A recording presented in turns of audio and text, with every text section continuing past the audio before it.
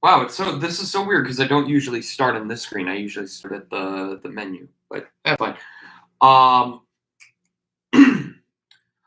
Live from Minnesota, it's Smashurday Fight! Except it's on. Hello, it is GL9001.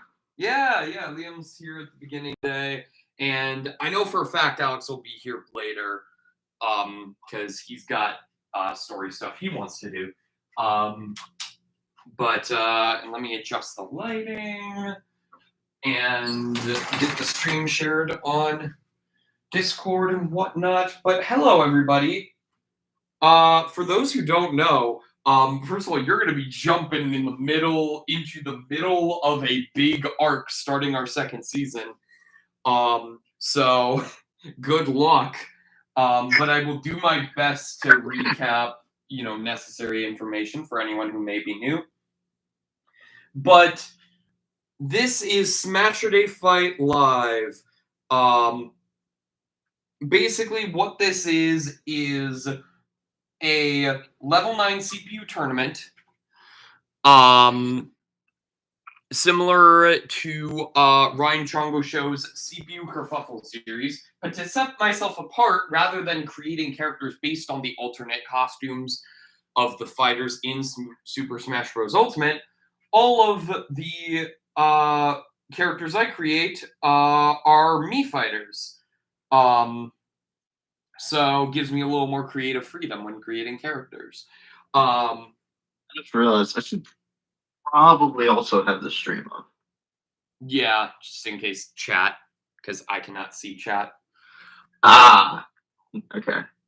And also in case I go down. Well, if I go down, then Discord will also go down, but Yeah. Because dorm internet sucks. My hope is that, here's the thing, is that I don't have this problem when I'm streaming in the evenings with Sakura Nova. I haven't had this problem at all. Granted, those are also shorter streams, but I think it's due to an influx of people connecting to the internet within the dorm building. So we might have troubles today, but my hope is that we'll have less trouble tomorrow. Because it is a Monday, people will be in class. I don't have class, but that's just me. So anyway, yeah, so no one's watching right now except for you, but at least I think. But yeah.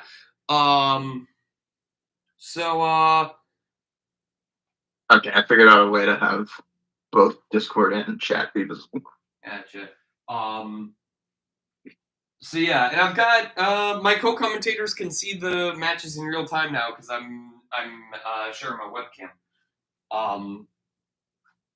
And yeah, that'll be nice for them. But yeah, we are in the middle of an arc. I won't go over all the lore overall. I'm not even going to touch Pavlin Dobrev stuff because that's not super relevant right now. Not at all. It's not like I'm actually posing as your usual host and the actual usual host is going to Pavlin's castle to steal some cloning machine. That's definitely not happening right now.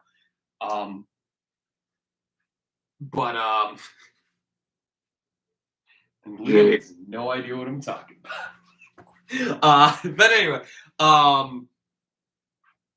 the arc we are in the middle of right now is basically last season we had a big tournament to determine the overall champion of season 1, and the winner of said tournament was Nasty Witch of the Northwest, who then summoned a giant moon with a creepy face on it to crush the land of Low Rule, because she's wanting to destroy Low Rule for some time now,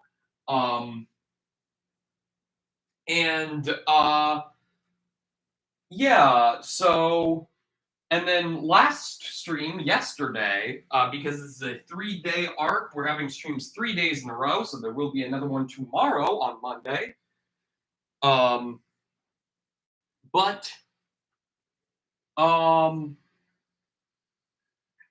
Yeah. Essentially, we went back in time for a little bit, and saw Ravio, after his epic battle with Danengorf,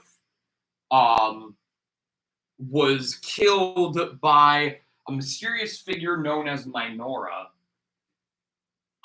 This, with Ravio dead and Hilda having died at the end of Link Between Worlds, actually, I don't remember if she canonically died, but I'm going to say she did, just to make the story work.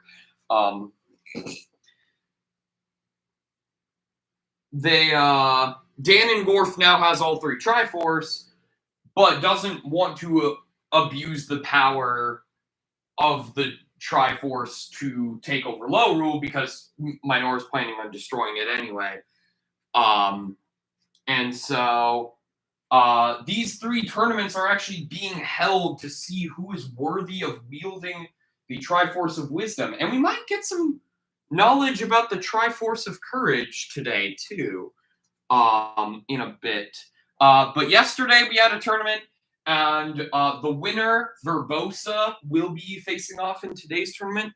But before we get to that, I have a little bit of just a short little scene here. You know what? Let's make it fun. Let's have it be an actual fight, because I can make that make sense. And this will also give Liam time, if he wants, to click the link in the description below to make a prediction for today's bracket, which any viewer can do now. I will... Oh, wait, I didn't mean to click random. There's a specific stage this should take place on. So, ignore the fact that I'm selecting Skyloft right now, because this scene starts back immediately after. Here, let me get some music for this, actually. Well, okay, it'll start silent, but then I'll have some music.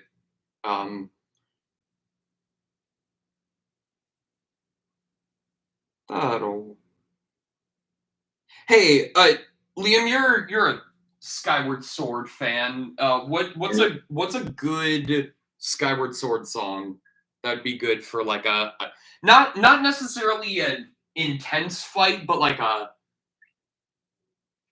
just sort of a fun. What's a good Skyward Sword song?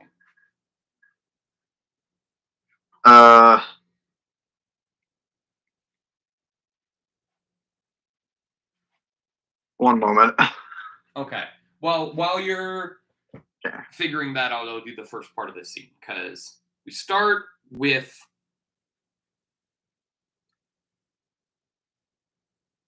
where are you? Where the fuck are you? Oh, right there. I skipped you. Danengorf. This is immediately after the scene we saw last time where Ravio was killed by Minora. Minora has escaped, and Danengorf looks down at Ravio's dead body. Okay, I know. All right. I shall just do that. Okay, that works. This is a fight song. It'll work. It'll work.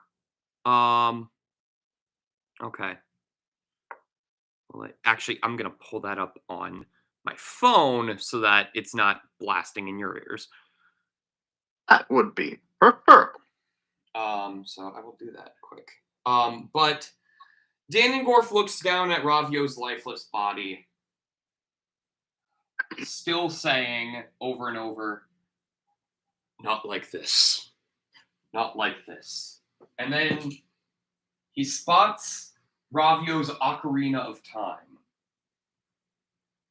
Just go with it. Ravio has the Ocarina of Time. Just go with it. Because this fight was meant to parallel the Ocarina of Time final fight before Minora came in. Anyway, so Ganondorf sees the Ocarina of Time, and he gets an epiphany. He grabs the Ocarina of Time and runs off into the forest where he saw Minora flee to. Ravio's dead body is left behind, including his bracelet.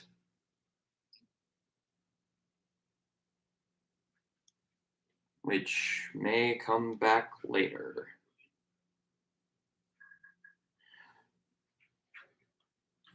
Ganondorf sees Minora running through the forest. Minora looks back and is clearly trying to gain some speed to get away from Ganondorf. And as she is running, the mask falls off her face. We do not see her face, but Ganondorf does.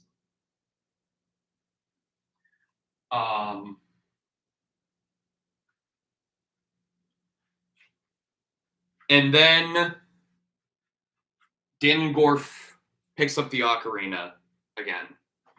Wait, he's got it in his hands, but he puts it to his.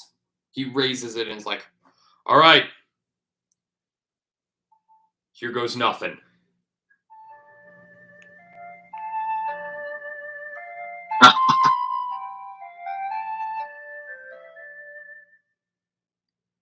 And he vanishes away, and now this leads directly into the other scene we saw yesterday, which was the two fairies, Stitches and Snitches, playing with Skullteen, and Skullteen finding the mask.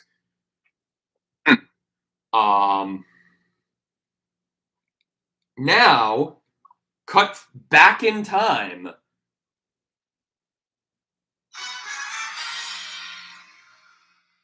Actually, hang on, I won't start that quite yet. And oh right, canonically this is Groundloft. Cut to Groundloft, many, many years in the past.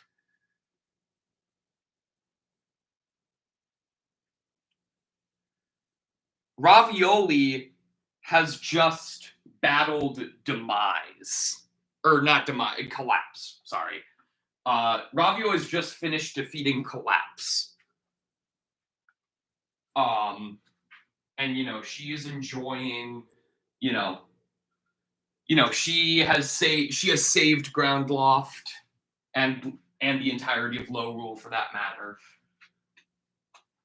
And then Ganondorf approaches her.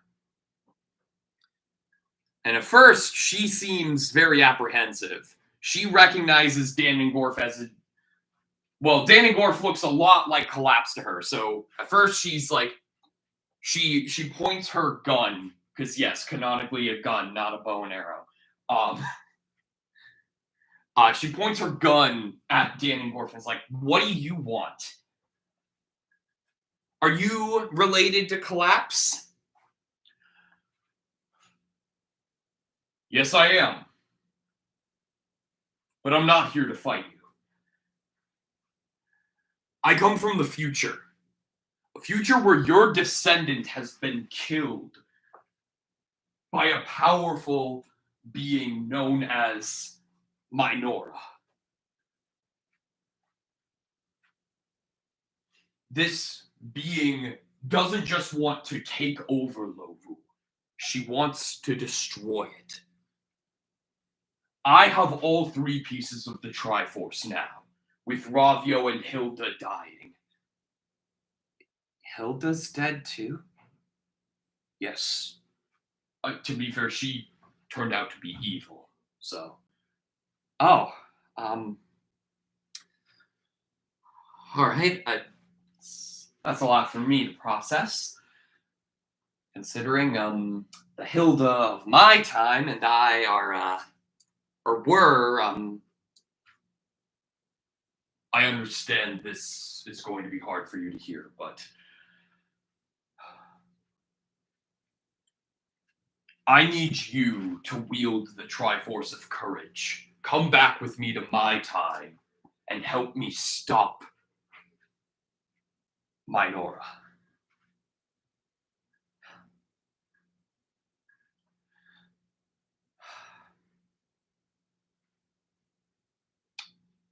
First, we fight. Well, I told you, I'm not here to fight you. I know, but this is fun for me.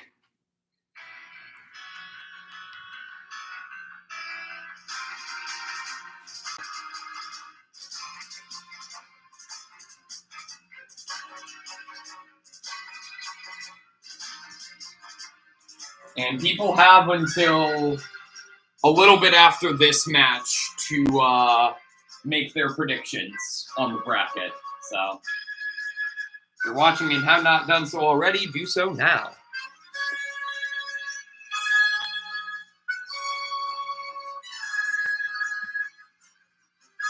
No, I don't think I will. I will save my disappointment. I find it hilarious that the one person on CoCom who's ever appeared on CoCom that knows the least about Smashurday Fight Live just predicted based on how funny the names were, and thus predicted Nice Witch of the Northwest to be the champion of Season 1, and got it right, and that led to this. Wow. Cade literally just predicted her to win because of her name. Wow. Little did he know that it would potentially lead to the destruction of an entire world.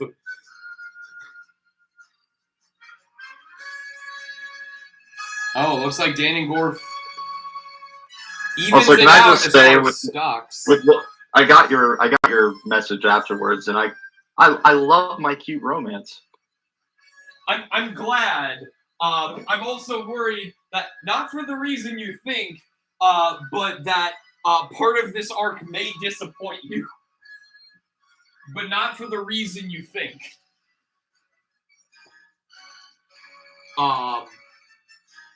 We'll just have to see what happens. Because again, there are like multiple possible endings to this arc. Well, two really. Either two main overarching endings, those endings being the destruction of Low Rule and the savior of Low Rule. Right. And also there are variants dependent, because there's going to be two big event fights that will help determine, like, also let me just play that song again since this fight is not even close to over yet.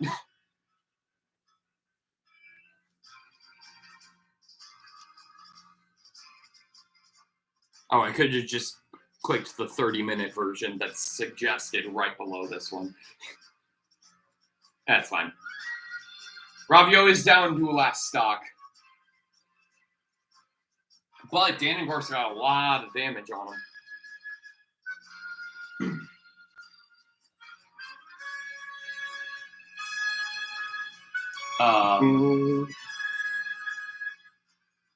Also, this is a really good song. It gives me PTSD every time I hear it, because it's the friggin' the automaton fight. I don't remember that fight. It's the ancient cistern one, and okay. It is horrifying. Yeah. Why'd you suggest it if it gives you PTSD? That'd be like me. That'd be like me playing a Rube Goldberg machine in the background. I don't know. It's a good song though. Or like the trailer for Antlers. It's a good song. It is a good song, yes. And with that, Ravio wins fittingly with the Bullets of Light. That's the canonical name for her Final Smash now. Not every Gunner's Final Smash, just hers. It's the Bullets of Light. Anyway. With that, I'll just click that for now, just so we have the characters back on screen. And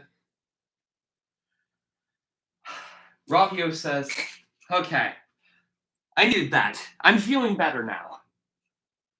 And Danny Gore's just like, ow! Man, who would have thought bullets of light hurt even worse than arrows of light?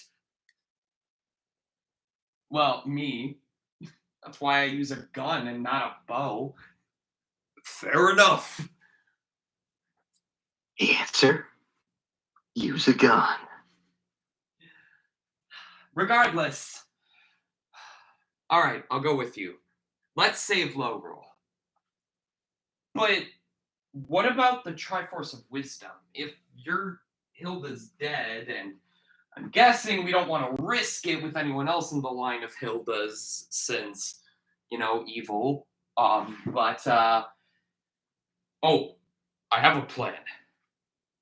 We're going to host a tournament. A tournament? Yeah, it's kind of a thing I'm about to compete in one, actually.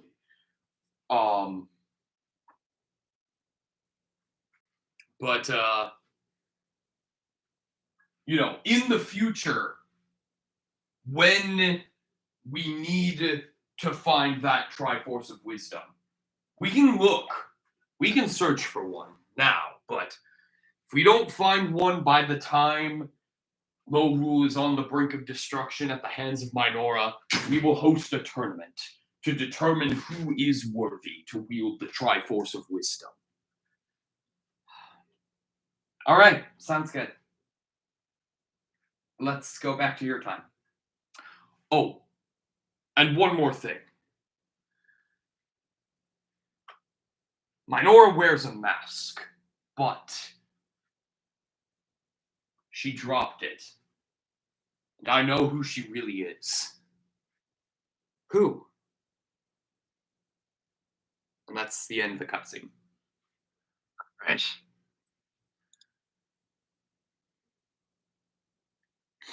So now, on with the tournament. Hey, everybody. I'm 23 minutes. At least it's not as long as yesterday's intro. But we ready to see our first two combatants for today? I'll take their silence as a yes. In one corner, we have yet another low rule variant joining us today. Please welcome to the stage, or the arena rather, Jingle. Obviously a low rule variant of Tingle. Much handsomer in this dimension, it seems. Not much else is known about him. Only that his life is more fulfilling than Hyrule's Tingle. And in the other corner, we have... Oh! Not a Nugget is back with us today. Hey. With that, we actually have a short little interaction. Just a short little thing. Where's Mickey? There he is. Back at the facility, Mickey and Not a Nugget are chatting after yesterday's tournament. Okay. Well, we still may need some more help. Okay, Mushu 2020 didn't turn out so great. I mean, he's very powerful, but not what we want. He's kind of a dick. Indeed. Okay, I know we said it's dangerous, but I think, just to be safe, I need to enter today's tournament. Really? You think that's a good idea? Yeah, I'll be fine. But I'd still appreciate if you sent some help from a Disney World. No worries. I got one that can enter the tournament tomorrow. Sounds good. And back to this. So of course we have seen Not a Nugget in multiple tournaments before, but we have not seen what Jingle is capable of. I'm very curious to see what this man is capable of. But without further ado, let's start the tournament. Let's do it. All right, round one.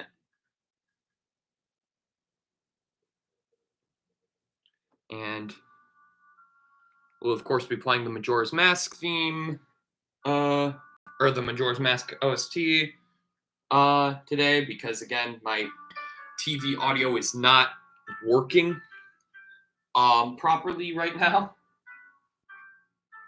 So, actually, you know what? Hang on. Pause. Well, I'll keep it going. I don't need to pause it. Instead of Majora's Mask today, is this longer? Oh, it's much longer. Okay. Skyward Sword. Skyward Sword OST, why not? We did Majora's Mask yesterday. I know this is a whole Majora's Mask arc, but let's shake things up. Let's do Skyward Sword OST today. Mushu 2020 deserves destruction. Yes, fuck Mushu 2020. Liam, you weren't here for most of it, but remember how I had Mushu 2020 in the tournament yesterday? As sort of a basically an imagination of what Mushu would be like if he were in the live action remake of Mulan that came out in 2020. Yeah. So Mushu 2020 is a fucking dick, way too powerful. Like he literally three. So and I actually misspoke to Alex. I told Alex that Mushu 2020 got 3 stocks in a row. That is not entirely true. He got a reverse 3 stock on my mother, meaning my mother almost 3 stocked him, and then he got the reverse 3 stock. And then that was it in the losers finals.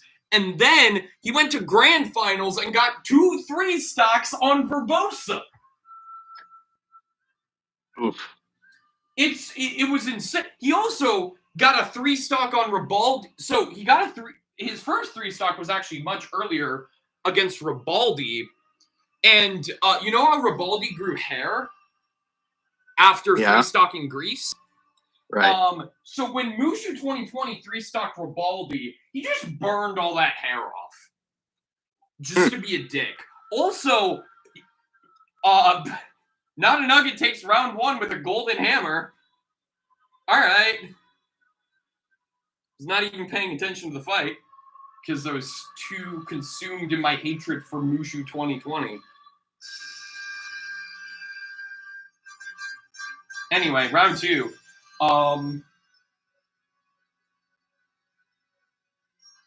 But yeah, so yeah, Mushu 2020 sucks. And also when he reverse 3-stocked my mother, he opened a portal to some aquatic world and pushed her into it. So, like, my mom is just, like, in another, like, water dimension. I don't know what world that could possibly be.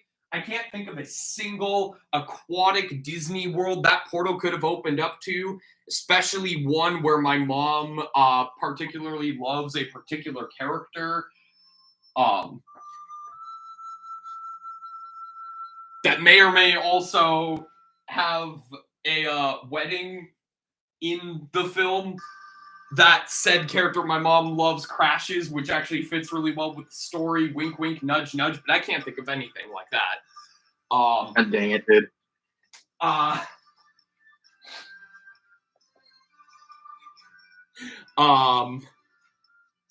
Finally, the ballad. But yeah, so oh, Jingle getting saving himself from that 3-stock, it looks like. Oh yeah. Yep. Oh, and a hammer. Could not a nugget get the win the same way? 2-stock with a hammer. It's a different hammer, but yeah, literally. Not a nugget is just discovering a love for hammers today, I guess. That's not a nugget's arc for today. I like it.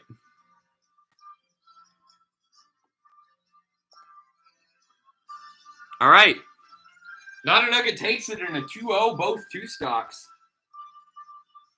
Those were quick matches. All right. Coming up next, we have what appears to be one of the fairies that we saw in a cutscene yesterday. Please welcome to the stage Stitches. Wow, did the Great Fairy theme really just play as soon as I selected Stitches? That's what this is, right? This is the Great Fairy theme, right? That's the Great Fairy Fountain theme, yeah. That's hilarious. I mean, it's also like the file select in almost every Zelda game now. Fair enough. But also still hilarious. And facing off against Stitches is, I guess this must be the Disney World ally that Mickey summoned, Free Shy Guy? I guess must have been pulled from an alternate universe where the movie Free Guy starred a Shy Guy instead of Ryan Reynolds or something. I don't know. These Disney variants are getting a little weird. But anyway, let's not waste any time. Round 1 with these two. Stitches versus Free Shy Guy. Having not seen either of these two in a fight before, I'm very curious to see how this goes. I think I'm probably leaning towards Free Shy Guy, but I don't know. We'll see. Oh, they're playing that edge.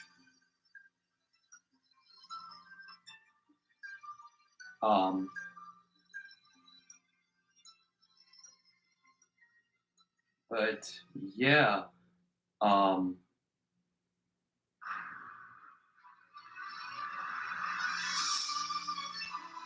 I half expected Lifelike to start playing with that intro. Not the same, but similar. Oh, yeah, both fighters have lost the stock at this point, pretty even. I'm also going to heat up some leftover pizza for myself. All right. So,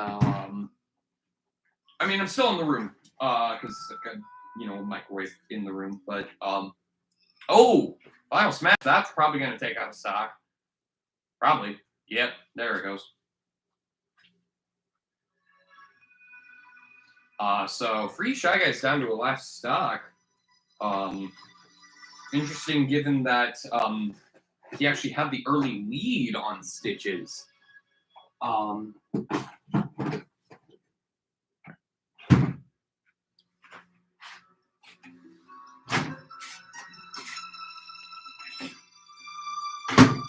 it's only $15 a month. Oh yeah, Ali.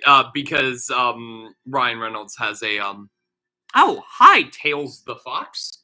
Welcome to the stream. This is a level 9 CPU tournament. Okay, So we do get someone who isn't Mushu 2020 getting the Rathlos. Okay.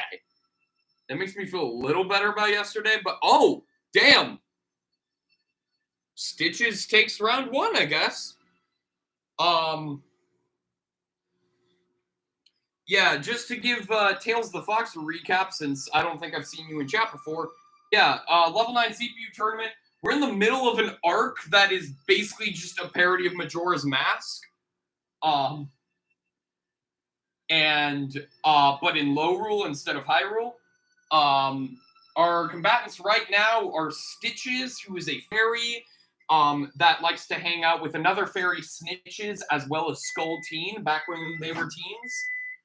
And Free Shy Guy, who I guess is from an alternate universe in which the titular character of Free Guy was played by a Shy Guy.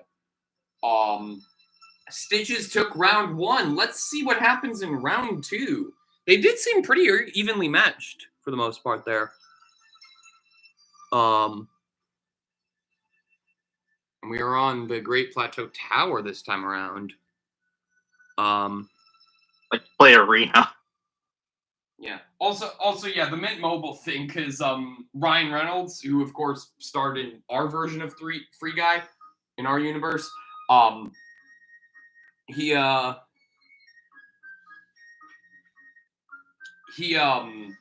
owns a mobile network called Mint Mobile. That he posts very humorous advertisements for on his YouTube channel.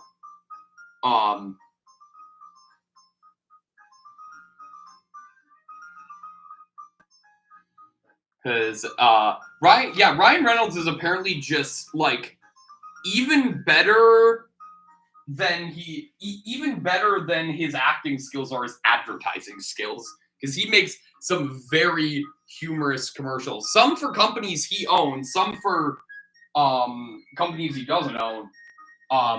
Like he did a really funny ad for Match.com where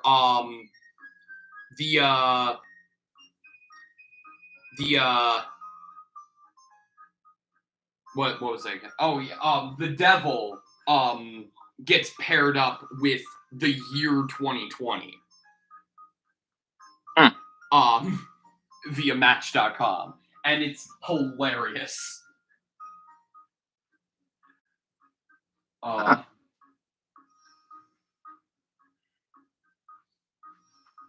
And also it's like all set to like Taylor Swift's new recording of Love Story, which actually made its debut in the ad, because apparently like him and Taylor Swift are like really good friends, I guess, as well as she's also good friends with his wife.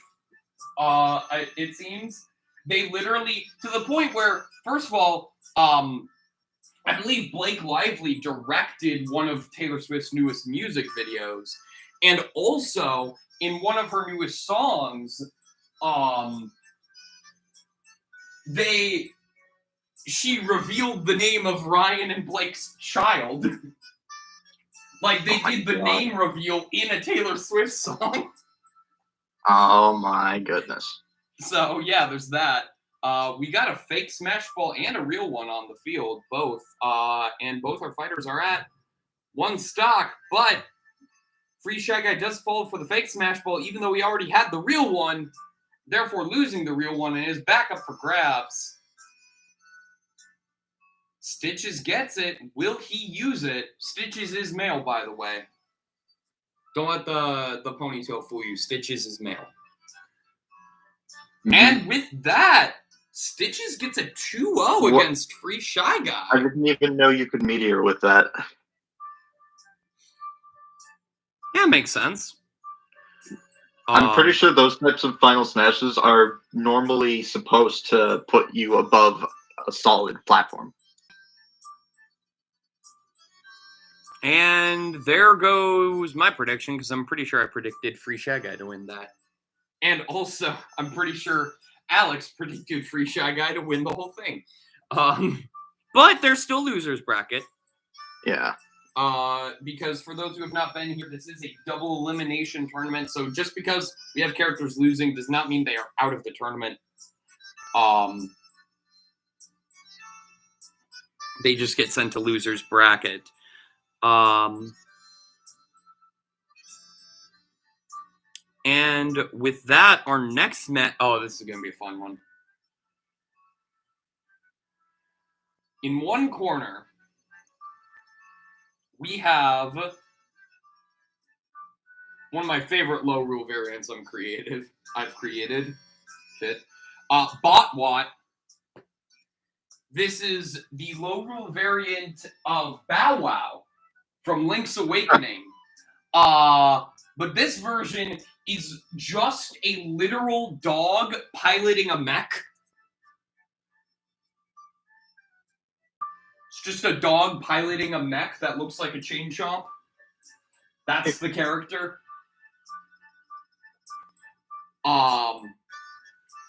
Facing off against Botwat. Well, now I'm confused. Because now we have Scarlet Witch, but with a sword, who could also be from a Disney World. But I thought Mickey said he had only sent one fighter here, so I don't know. But anyway, this is Scarlet Witch, but she has a sword. I feel like I don't need to go into more detail on that one. I feel like this song is not very fighty. Well, round one. Singing. Don't matter.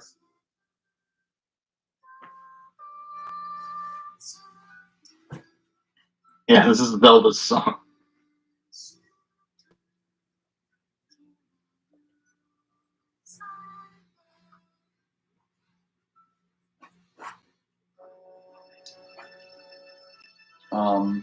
So yeah. Botwat versus Scarlet Witch, but with a sword. I don't know, we've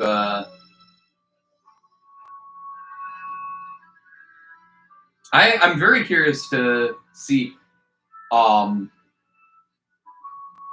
who ends up taking this. Obviously, Scarlet Witch is a very powerful combatant. Whether she is skilled with a sword is yet to be seen.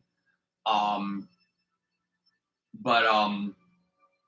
Botwat's just an adorable little dog piloting a mech that expertly avoids Scarlet Witch, but with a sword's final smash.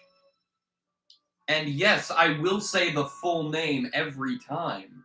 Probably. Probably not, actually. I'll probably forget.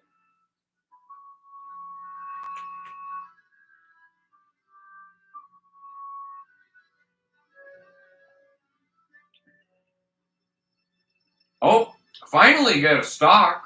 This is the crappy version of this song, the incomplete version. I just pulled up a video online that's just the Skyward Sword OST, so I can't control what.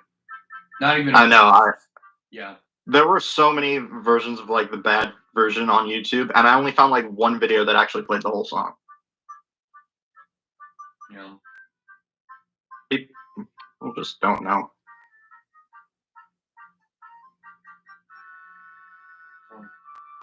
Oh, damn! Botwat loses another stock, and Scarlet Witch, but with a sword, has it. Is this a 3? Holy shit, we got a 3 stock. Okay. Well,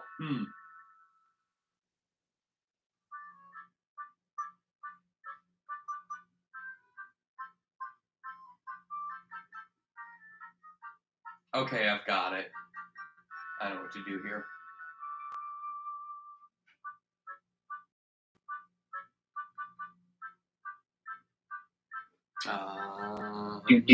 Not gonna spoil shit yet. Does that cover it effectively? Yeah. Okay. We're good.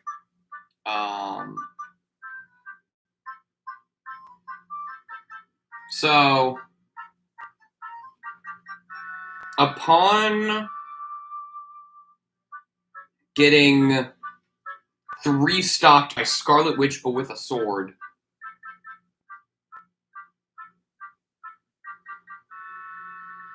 Botwat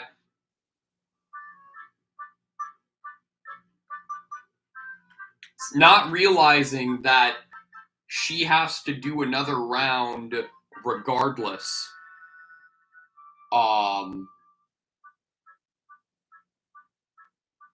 Yeah, let me find the thing here.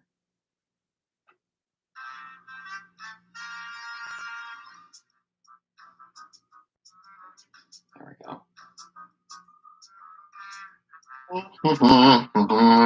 Yeah. There it is. All right.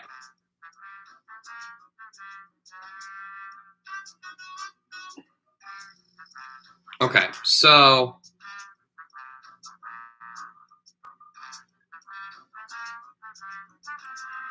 bought what?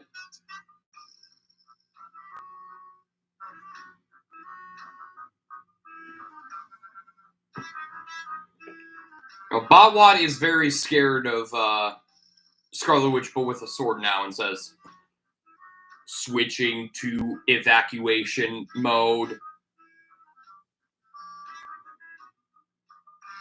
And Botwat appears to have shifted form of the mech into what Botwat views as the most cowardly creature on Earth.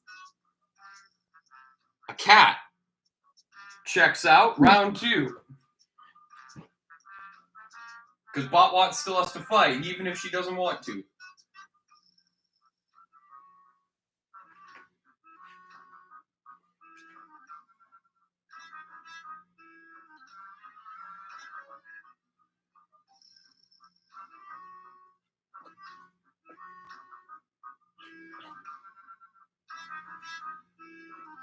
And we have shifted from was probably the that or Spirit Tracks for the smallest stage, shifting to the biggest stage, at least in this selection. And Botwat loses his stock.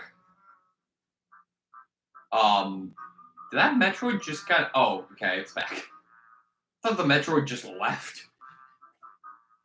It was just in the stage.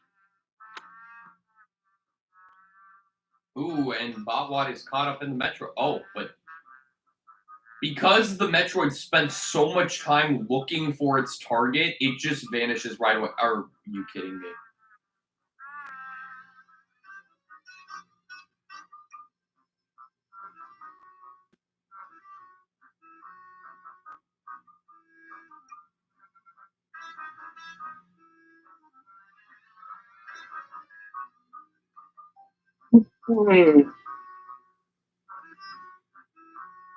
Oh my god, that final smash is so bad.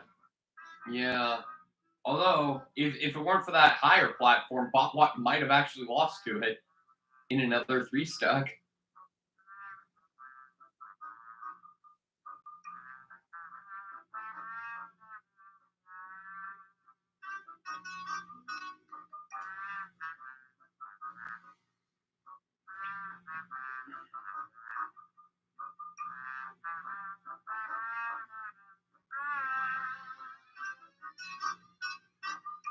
Oh.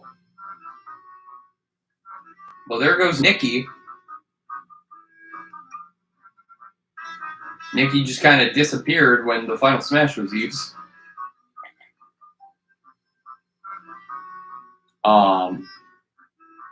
But Botwat is saved from dealing with another 3-stock, at least. But still going to have to do a lot of work to make this... Uh-oh.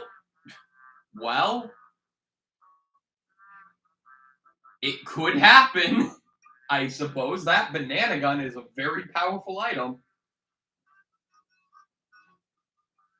And it is indeed. So... Oh, no! Ooh.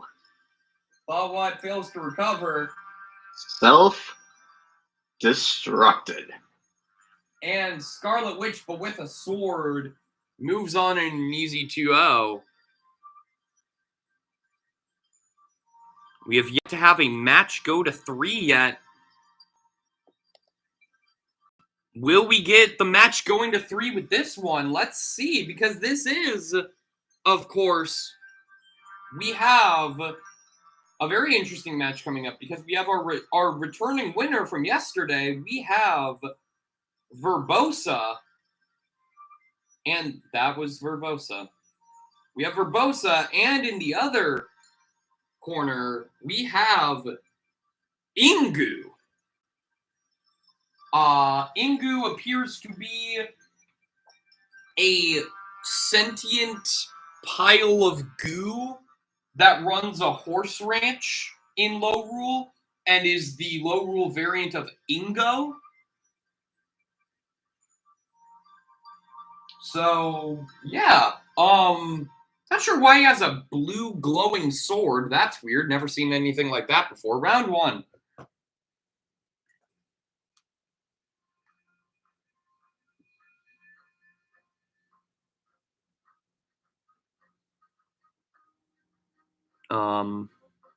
And I don't know if Alex is still in the chat, but I know he wanted to do a cutscene after this was done. So if you're still in chat, feel free to hop in at any time. We can take care of your thing.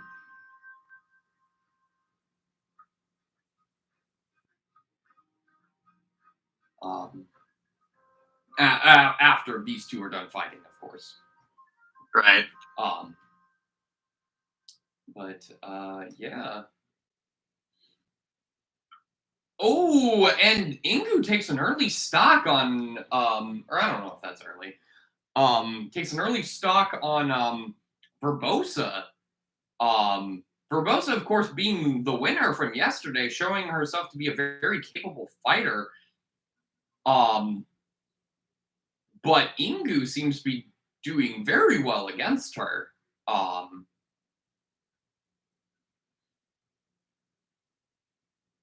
At least early on. I mean, he has had a lot of damage, and there it is, evened back up, basically. So, yeah. Seems to always happen whenever I open my mouth. As it does with CPU kerfuffle as well. So.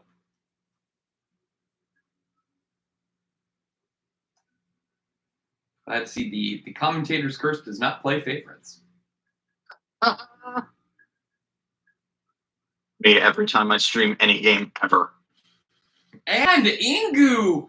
We keep shitting on that final smash, but Ingu used it very well on this flat stage, getting his opponent close to the edge before using it, and then successfully knocking her off down to her last stock. That is how you make use of that final smash. Barely anyone does it. Oh! And Ingu takes round 1 in a 2-stock against the character that won yesterday. That is very interesting. Ingu is clearly a very powerful opponent. Damn, let's see if Verbosa can shake off that loss and try to summon the strength she had yesterday. Although I'm not going to play Gerudo Valley theme to give her that strength, because that would be cheating. Round 2. That literally happened yesterday, by the way. Literally, like, she was facing off against Stormy in Winners Finals, and I ran out of music on the Majora's Mask OST. I was like, I'll just play Gerudo Valley. I love that song, and nothing bad will happen. And then she defeats my mother. And then I stopped playing Gerudo Valley. And then she's facing off against Mushu 2020 and does poorly. She gets 3-stock twice. And then I play Gerudo Valley theme and she's doing alright again and wins the tournament. Like, it's... Gerudo Valley actually gives her power.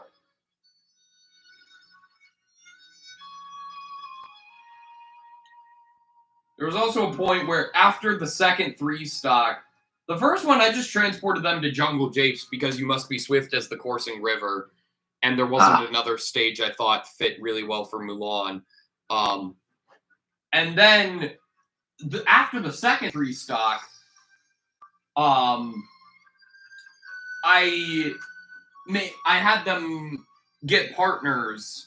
So Verbosa teamed up with Ribaldi so that he could get his revenge, and then Mushu 2020 just fucking teamed up with Sora, making it the first time a non-Mii Fighter character has competed in an actual match in Smashurday Fight Live. Nice. I was really worried because I hear from everyone that like the AI on all the DLC characters is broken. Not all of them. Huh? But like, Verbosa and Ribaldi. If by all of them you mean Kazuya, yes. I know Kazuya and Byleth too. Byleth too is really good. AI. I don't fight Byleth very often just because I think he's a crap character in general. Yeah, well, because in CPU Kerfuffle, there's a character that is the red and white Byleth named D'Antoinette, and she has only lost like one match in her entire history of CPU Kerfuffle. Huh. There is also a Kazuya character who everyone hates for being too powerful. He is canonically a god, so it's fair. But that's a Cobalt. Mm.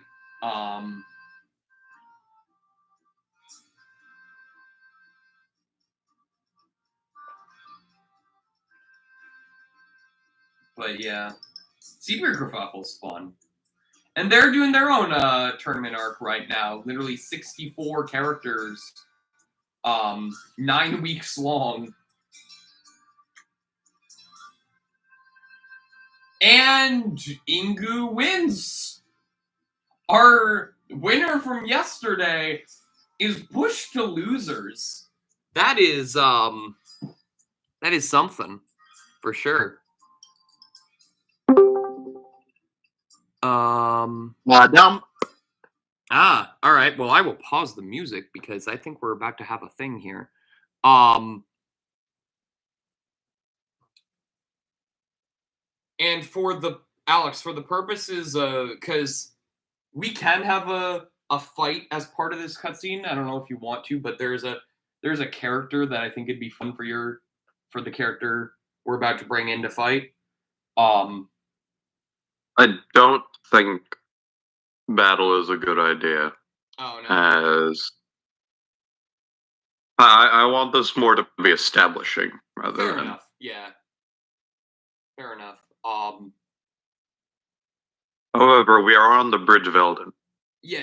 Because that's where the thing. Yeah. Is there any music you want in the background? No. All right. Ravio just sits on the ground.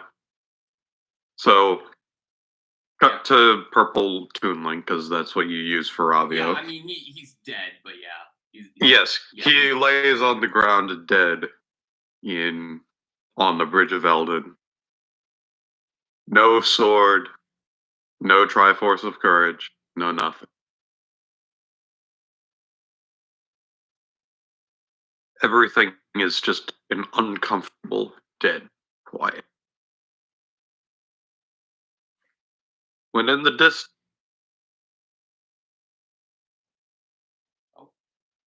someone who we have yet to see makes his or her way onto. They're wearing a Vault Boy mask as to hide their identity. This is the part.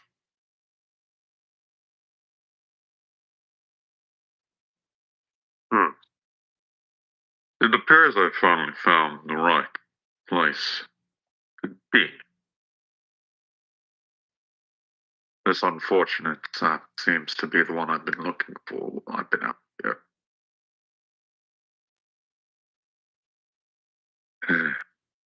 May his soul rest. We're not doing arena tales. Yeah, I don't have Shut Switch up. Online, so you're out of luck. Anyway, continue. Oh. Need to make the confirmation. This would be my easiest place to acquire the artifact.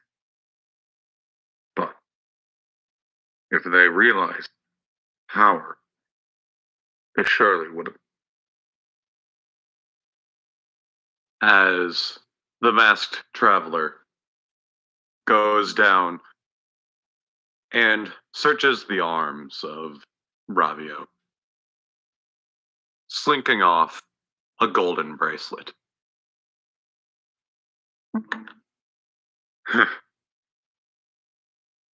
The gods of this world must have been blind.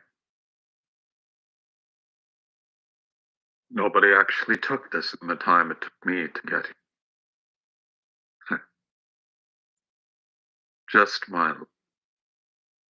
Now then, I have one other thing I've come, but not going to be anywhere near them. As the far traveler puts basically, since Ravio hasn't actually been buried yet, he takes Ravio to be buried. Even if it's just something. No one deserves to be left on the Bridge of Eldon. And continues to walk in the distance towards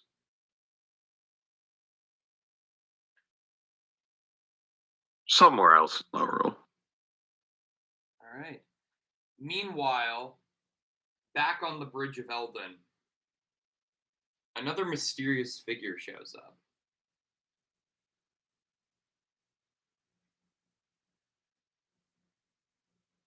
All right, let's see what this guy has on him.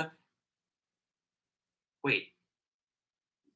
There's no one here. I know someone died here. Damn it! Anything that belongs to a ghost belongs to me. He runs off. But they run off. I don't know if it's male or female. Trying to find whoever took away Ravio's corpse.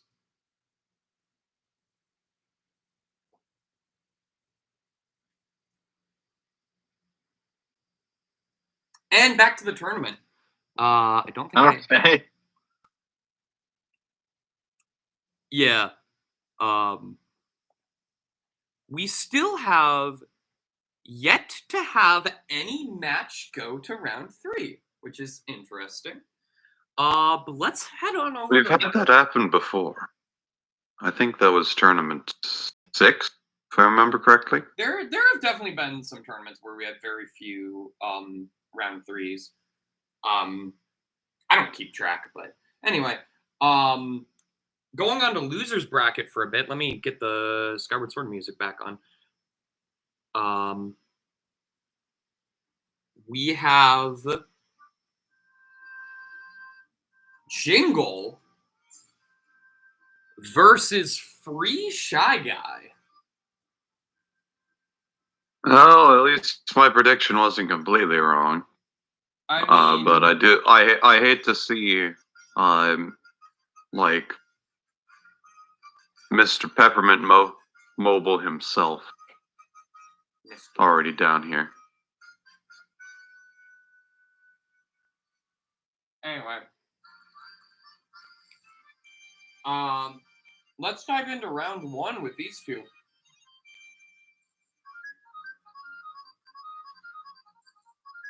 I don't know what to make of these two.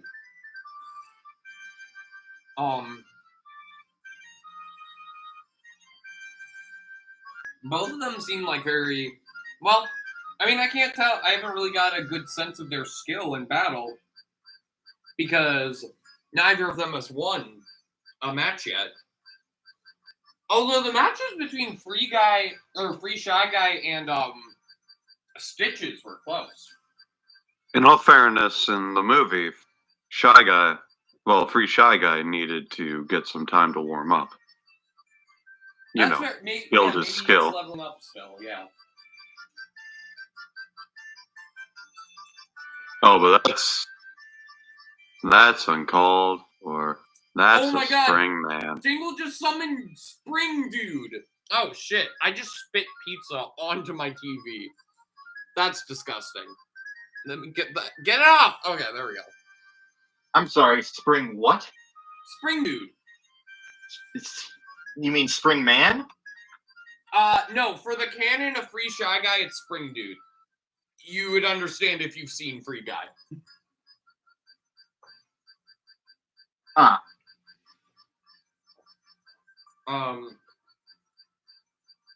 Oh, that Shy Guy does not like this final smash. Yeah, no, that down to last stock. Also, I like to admit before Spring Dude left the arena, he did say catchphrase.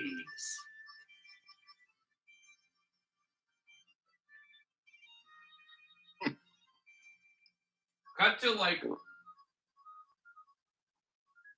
Taika Waititi and Joe Keery at a table, and Taika Waititi's like, "Oh, I didn't have time to program in a catchphrase. Although catchphrase as a catchphrase is a really cool catchphrase." Oh. And Free Shy Guy loses round 1. Free Shy Guy does get his ass beat a lot in the movie.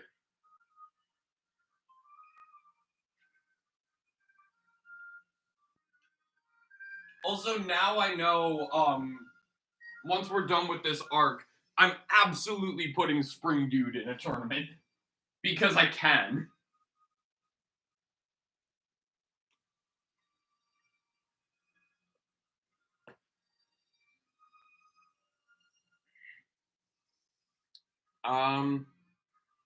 Alright, well. Jingle takes round 1, but will he take round 2? Let's see. Just dive right into it. I will say,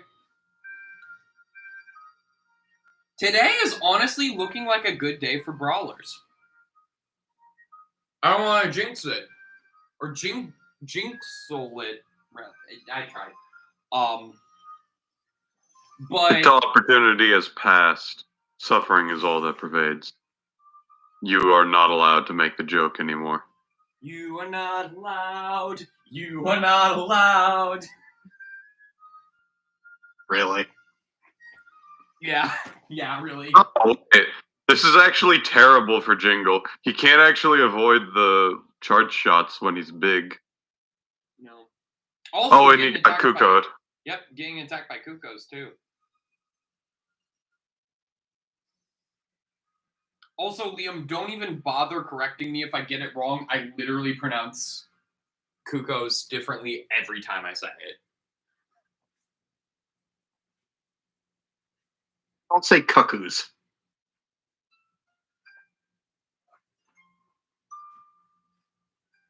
But anyway, Jingle's got a Daybreak Cannon.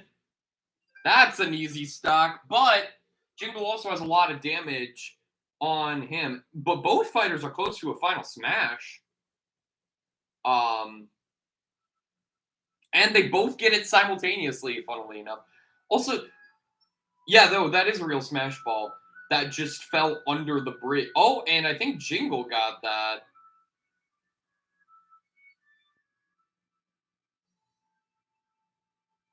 Oh, but Free Shy Guy uses up his first. Taking out Jingle's first stock. Losing the full smash, but that could still charge up that. Oh, but Jingle takes out the second stock on Free Shy Guy pretty quickly.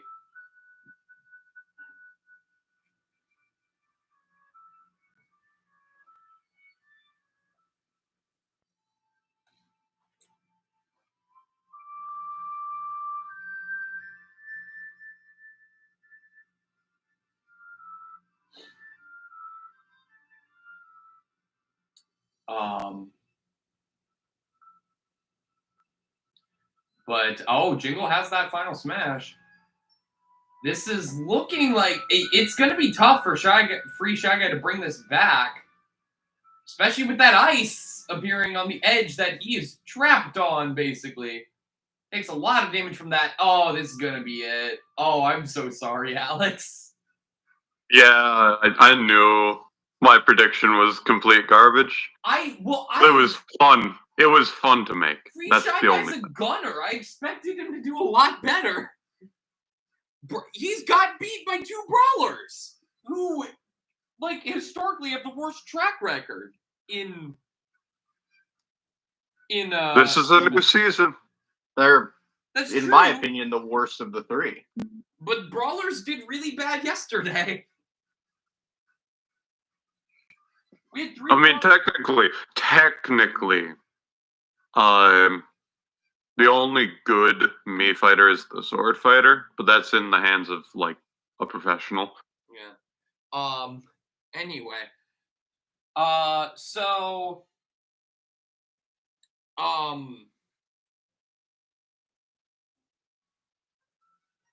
I'm gonna pause this for a little bit. Free Shy Guy exits the stadium. Does get an invitation to the wedding on his way out. But we cut to Not a Nugget, and he's calling up Mickey from the state because Not a Nugget's still here. He's in the tournament. Hey, so that reinforcement guy you sent, Free Shy Guy, didn't really do very well in the tournament today. What do you mean? I didn't send Free Shy Guy there. I sent Scarlet Witch, but with a sword. But Free Shy Guy he's a variant of a Disney character, right? Well, technically, yes, because we're on Fox, but I didn't send him there. I never even heard of a Shy Guy variant of Free Guy. And then, out from a portal, pops Mario. It's me, Mario. Oh no. Just a second. I thought I was a Mario in all the canon. I'll let you voice Mario in the future, but there's a specific lore reason I needed, because I didn't tell you about this, so I need to do this. I know, I'm just giving you shit. You can voice Mario in the future if I bring him back, but, Huh?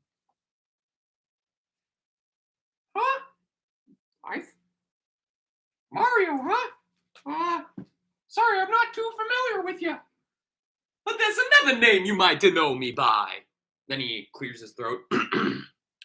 Star-Lord. I want to die. Sorry. Okay, well, I know that one, but what's going on here? Don't you know? Did you really think that the low rule dimension only had variants of Zelda characters? No, my friend. This is all Mario talking, by the way. No, my friend. We have variants of all Nintendo properties here. Everyone is here.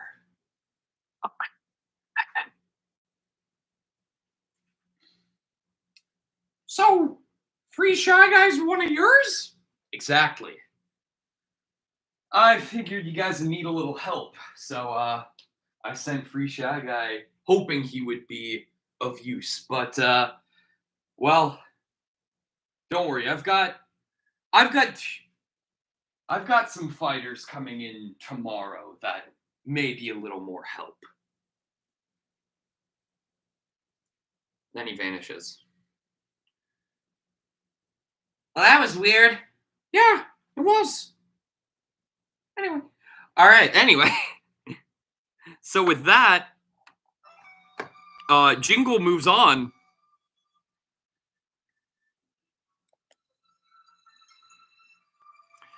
And we have Botwat versus Verbosa.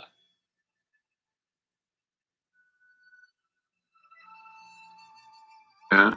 Um, So I'm still like very, very, very, very tired from lots of work related things. That's fair, yeah. Yell at me if you need me for anything else. Yeah, we'll do. Deal.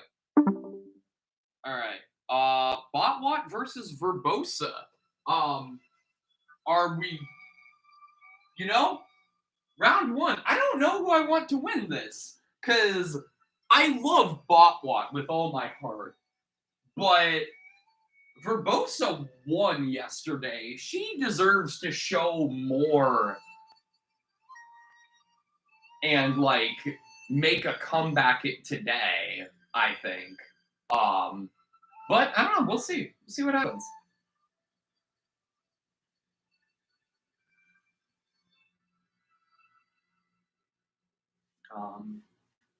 Actually, real quick, how are the predictions looking for me and Alex?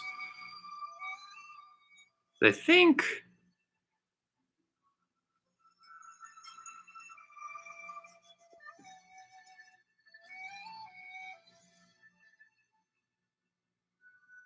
Oh, I actually did predict Stitches to beat Free Shy Guy. Okay. So actually, my only incorrect prediction right now was Verbosa versus Ingu.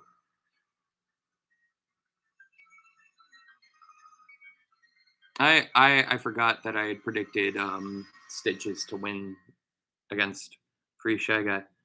But yeah. Anyway. Back to the bracket. Verbosa's racking up a lot of damage on Botwat. Botwat's still in the evacuation form. Oh, and Botwat ironically gets taken out by a giant flaming cat. In the form of it, Solgaleo. Both fighters have their final smashes. Botwat misses it. Verbosa hits, but, well, actually on this stage, that's a pretty good final smash. Especially at that angle. Verbosa has taken out 2 of Botwat's stock and is yet to lose one of her own.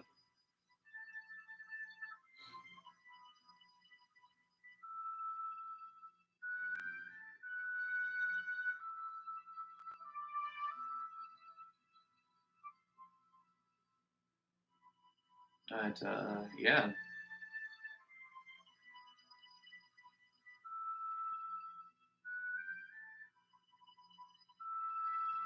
Oh, and we don't get the 3 stock.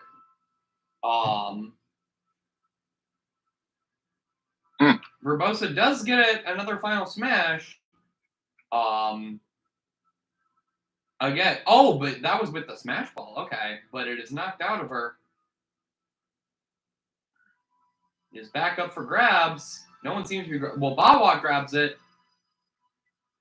Can Botwat make use of it, though? Nope. Tries to get back on the train, but is on the tracks, and Verbosa wins round 1.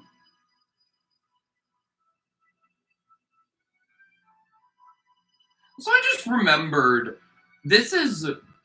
Botwat is the second character I have had get so humiliated that they revert to cat form.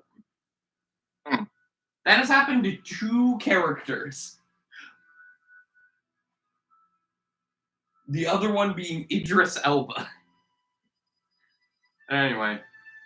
Round 2 with these 2.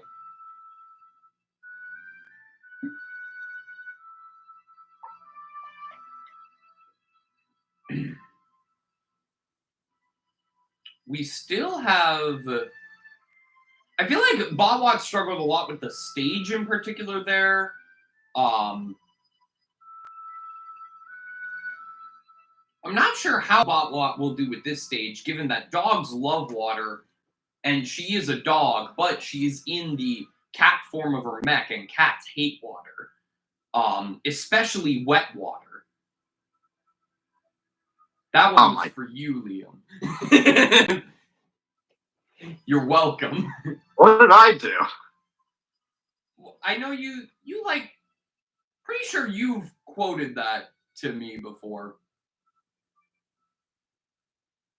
Or I might be misremembering, I don't know. I just seem to remember you liking that quote.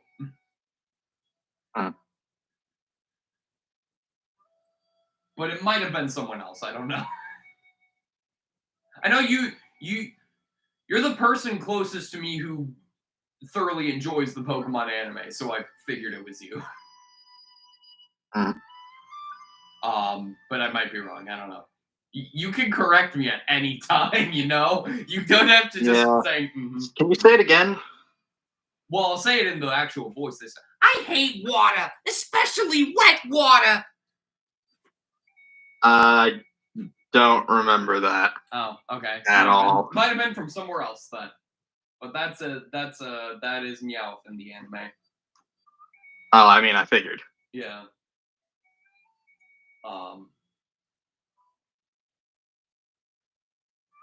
Anyway, Verbosa does have a Final Smash built up. Will it be as effective? Ooh, and the drill just goes right through her because of the Final Smash. They're fighting for those Dragoon pieces. Botwat is down to stock. Botwat gets the Smash Ball. Will Botwat be able to utilize the Final Smash this time around?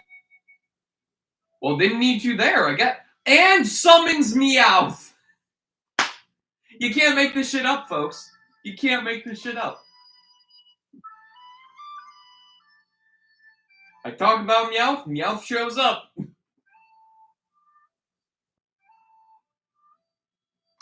Out of however many Pokemon can appear out of Pokeballs? There are a lot.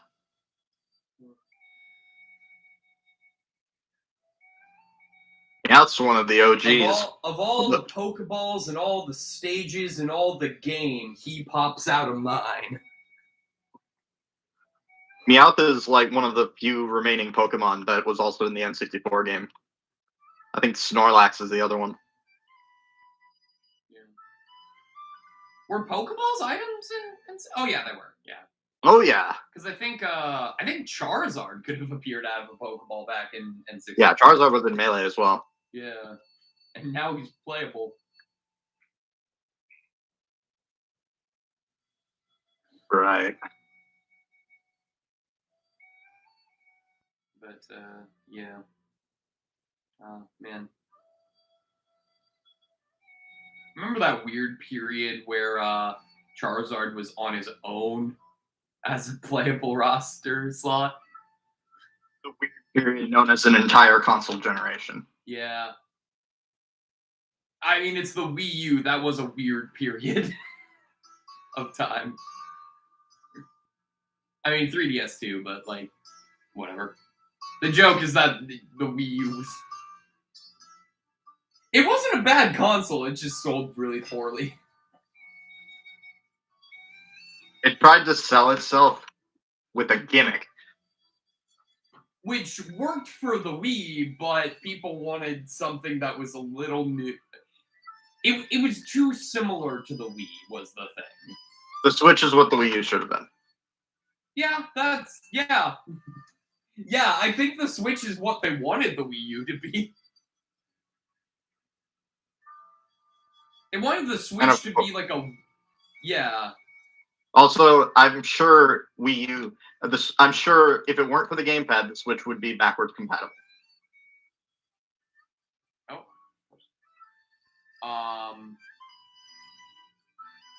Well, I mean, they made...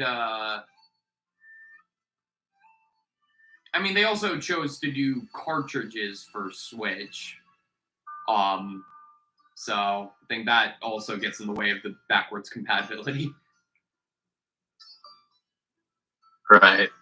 Especially since it is both a console and a handheld, the DVD-sized discs wouldn't really work. So people are complaining about, like, oh, you have to spend like $15 or so to upgrade PS4 games to the PS5 versions. Whereas, and I'm just like, you have to spend $60 to do that with the Switch. Yeah, that is a fair argument. That is a very fair argument. Yeah.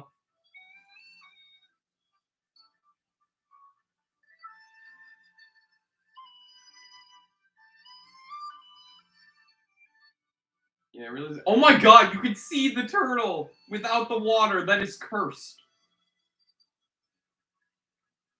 That was cursed. Seeing the turtle, the top of the turtle tree without the water. Man, two cursed tree-related imageries in one tournament. Or in one weekend of tournaments. Because yesterday, when we had that one game that took place on Jungle Japes because Mushu 2023 stocked Verbosa,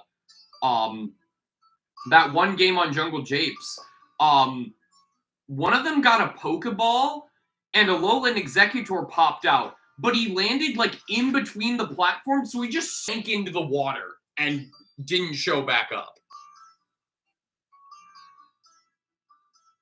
It was horrifying to witness. But anyway, Verbosa does win in a 2. We have yet to go to a round 3. Still. But with that, I'll edit it later, but Botwat does revert back to the normal mech form, and Verbosa gives her a little pat on the head, and she exits the arena, getting the invitation to the wedding on her way out.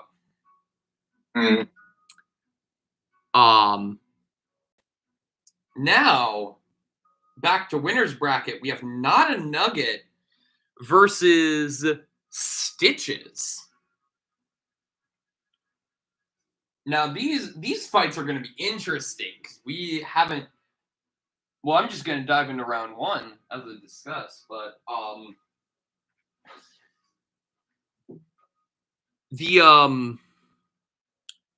seen a lot from Not a Nugget. This is what, the 3rd tournament Not a Nugget has been in? So Not a Nugget is certainly one of our most prolific fighters. And did pretty well in his first tournament.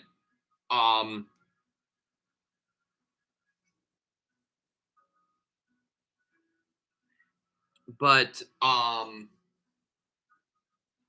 Stitches is also shown to be pretty skilled at combat, but I don't know.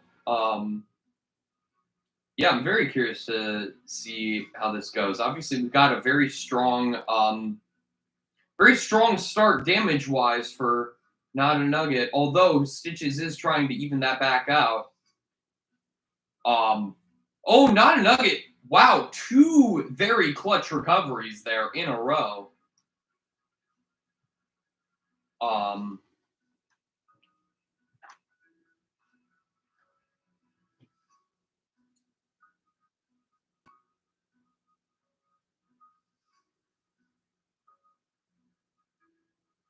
Oh, and Black Knight takes out a stock on Not a Nugget, and Stitches has a final smash built up. Oh, but Not a Nugget evens the stocks back out. And Not a Nugget now has his final smash at the ready. Uses it. Very good use of it. Takes out a second stock on Stitches. This is looking to be...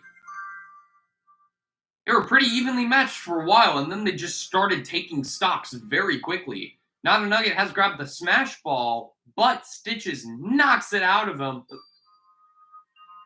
Stitches needs that.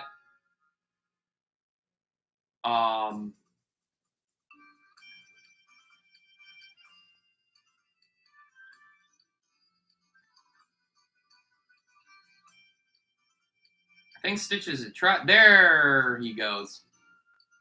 That's probably going to take a stock, I'm guessing. And we are back to even stock-wise. Stitches has a little more damage on him, but not too much. Especially with that curry play. It is now even, practically. Rambling Evil Mushroom could screw up Stitches here, though.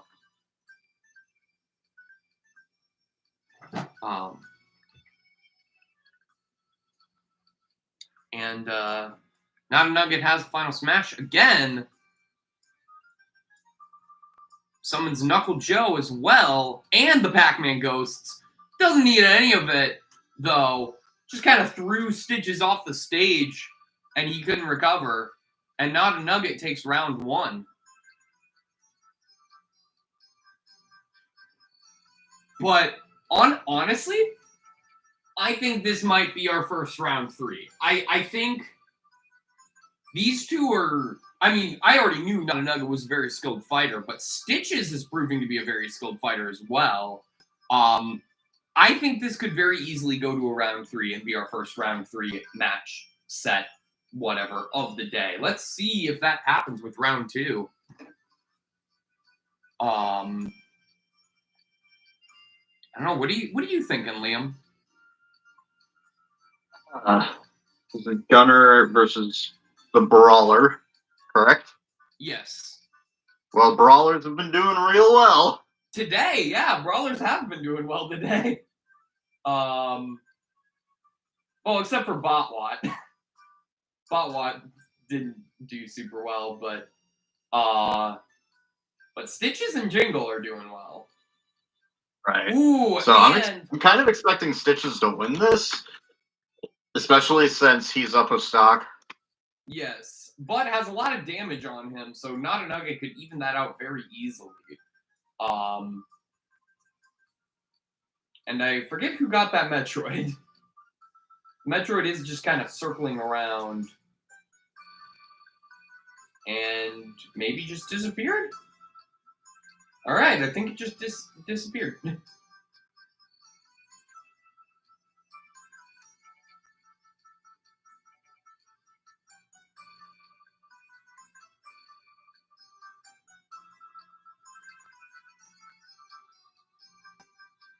Ooh, and that's an easy kill.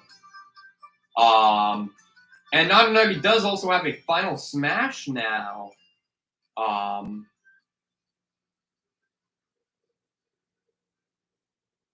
Ooh, that Ololan Vulpix, though. Not a Nugget is going to want to have to use that final smash soon. Loses it. Not wise, especially when you're down in damage. And your opponent is very close to building up his final smash as well. And you are now down to your last stock, Not a Nugget. Ooh. Can I just say how much I hate the rolling smash balls? Depending on the stage, I think they're hilarious. Because sometimes they just fall, like, have you seen, remember who you're talking to and remember the types of stages I play on. Have you seen those, but you know, like, those videos where it's, like, a Portal parody where, like, a person, or maybe you've seen it in actual Portal too, where you just make a portal above you and a portal below you and you're just falling infinitely? That's what literally every player does, including me. Yeah, it's like that on certain stages, and it's very funny. The fact that you think I might not have seen that before worries me. I don't know. Sometimes I make references that I think for sure Liam will get this one. And then it was like, nope. Like the We Are the Champions. Yeah, that. I've never talked about Queen with you ever, except But Bohemian Queen Rhapsody. is a cultural icon of a band. Like they're Never. very like I don't do pop shit ever. They're not really pop. They're more like rock kind of. I don't know. It's like class, but like they're like. I mean, you've heard Bohemian Rhapsody, right? Well, yeah, but Yeah, that's like because it's a meme. I would say like behind Bohemian Rhapsody, like and Stitches takes round 2, and we finally get a round 3. As I only know 2 Queen songs, and one of them's Bohemian Rhapsody. So what's the other one? Having a Good Time. Oh, Don't Stop Me Now. Yeah, that Yeah. is my favorite. Queen Sorry, song. that's what it's called. Yes. Yeah, that is my Don't favorite. Stop Me Now. Have I shown you the? Have you seen the video where someone edited that over one trailer for Smash Ultimate where the banner comes to life? Have you seen that? Yeah. Yeah, I fucking love that video because the song fits way too perfectly. It's amazing how That was perfectly a good the one. lyrics to that song fit with that commercial. It's awesome. Anyway, round 3. Finally getting a round 3. This is what I came here for. This is an exciting. These are 2 exciting combatants. Yeah. Anyway. But yeah, I love that video. That is my favorite Queen song too. Yeah, I only know those 2. Yeah, I mean, I would say that behind. You don't know Another One Bites the Dust? That's another pop. Oh, that is them, isn't it? Yeah, that's them. Also Under Pressure. That one I do not know. Or not just by name. I'm sure if I heard it, I'd be like, oh, it's that one. I recently listened to We Are the Champions, and I'm just like, okay, yeah, I've never heard this song before in my life. Yeah, that is really surprising because, like, I would guess, like, culturally that. I mean, I don't know. Obviously, Bohemian Rhapsody is their most well-known song, but behind that, I would probably give it to We Are the Champions. I don't care. If people get offended because I don't know something, I'm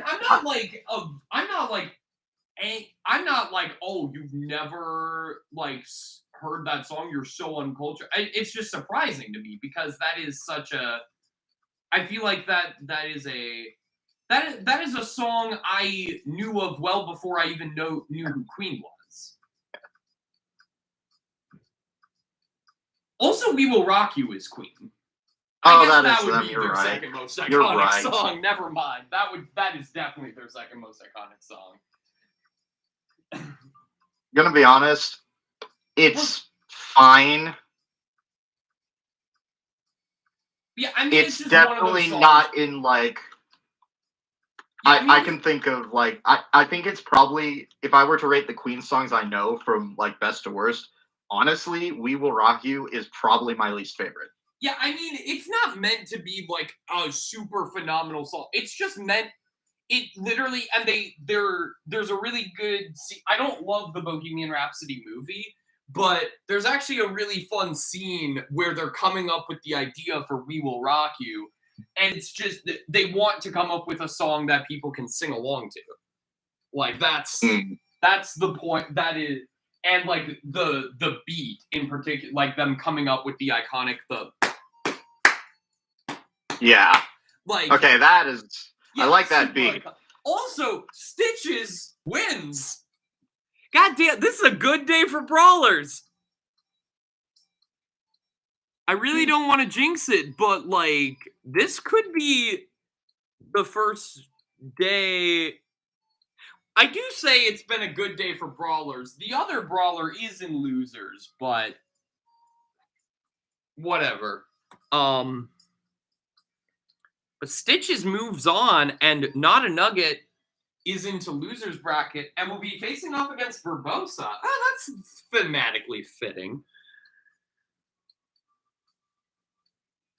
And up next is going to be an interesting matchup because we have our two other sword fighters. So, okay, yeah, no, actually, this might be another sword fighter win.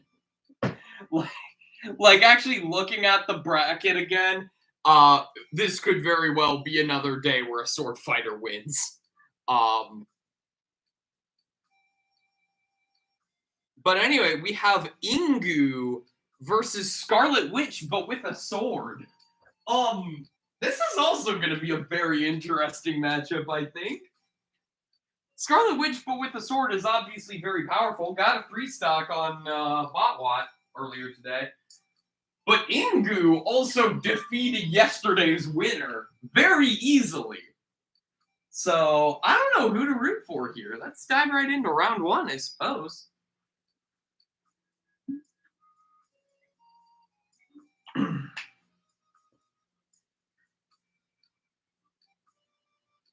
But yeah.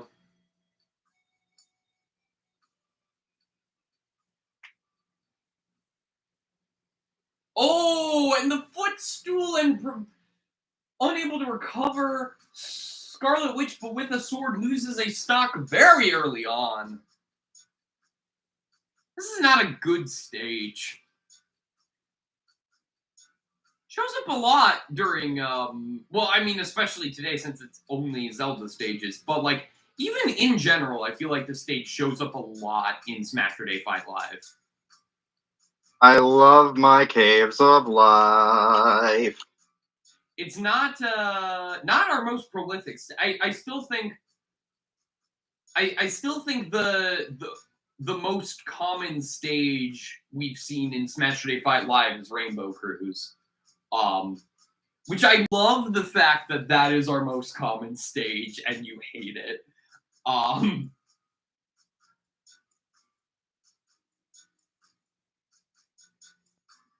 But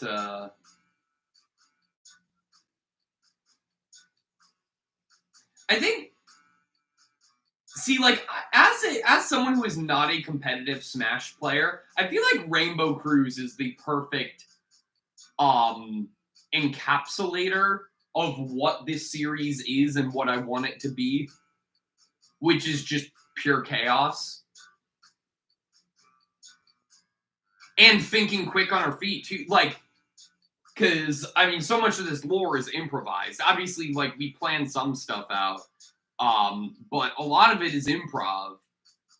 And, so, especially with the 3-stock rule, I have to think quick on my feet a lot of the time. And so, I feel like, yeah, Rainbow Cruise is the perfect encapsulator of what Smashurday Fight Live is. I guess so.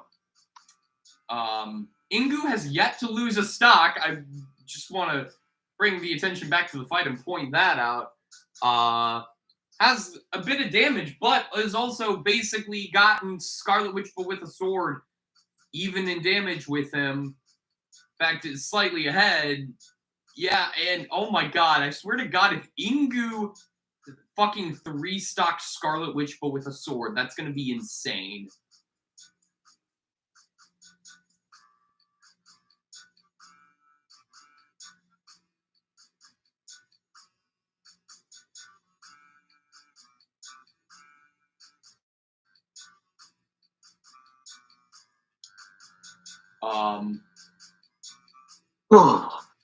Oh, yeah, I don't think that 3-stock's going to happen. Actually, Gray Fox is dealing a lot to Ingu. There we go. There we go. Shovel Knight on the field as well. Ooh, both fighters have a final smash. Is. This is also, I feel like, a really bad stage for that final smash. Scarlet Witch with a sword has 2 parts of both buildables. Yeah, that too. And neither of them gets off their final smash.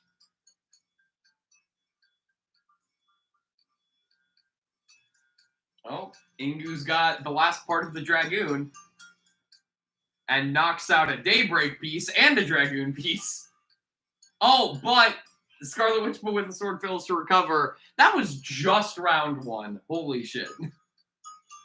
Ingu. I feel like, yeah, Scarlet Witch with the sword, I feel like, struggled with the stage on that. Although Botwat also struggled with that same stage, I believe, against Scarlet Witch with the sword. Or maybe against Barbosa. I don't remember. But anyway.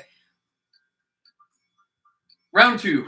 Ingu took round 1. Let's see how round 2 goes. We're on the Great Plateau Tower.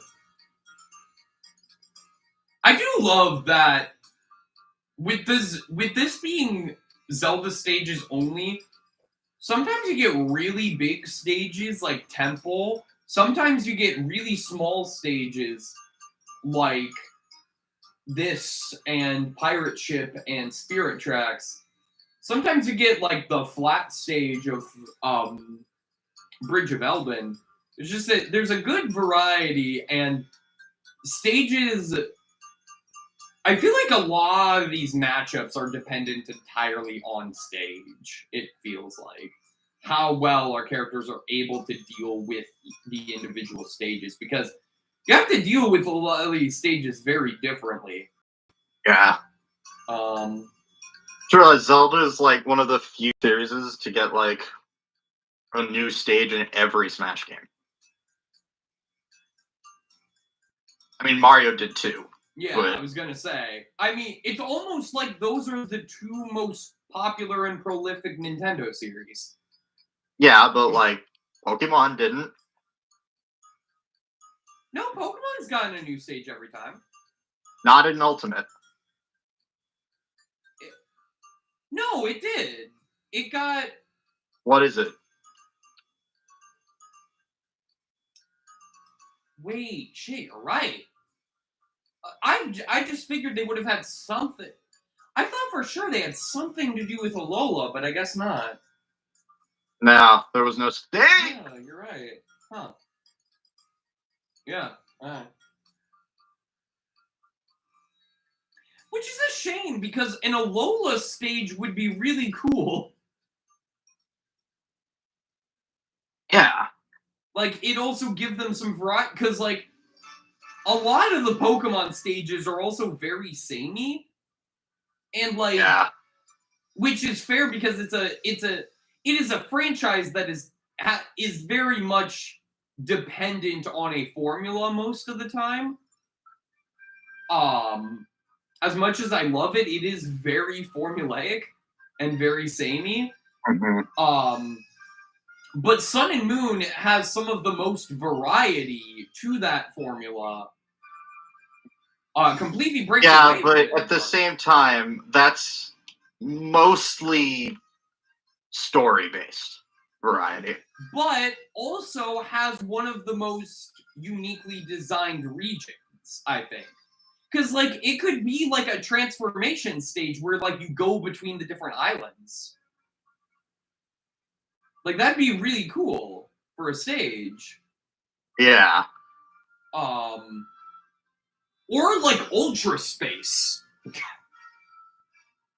Yeah, but when you break it down, just the core battles system, like the combat system is mainly what I'm talking about here. Like, we got Z moves, but that was it. That was the only thing they changed. Yeah, obviously the core play style remains the same, but like Sun and Moon changed it up by like not having gyms and doing the island challenges instead.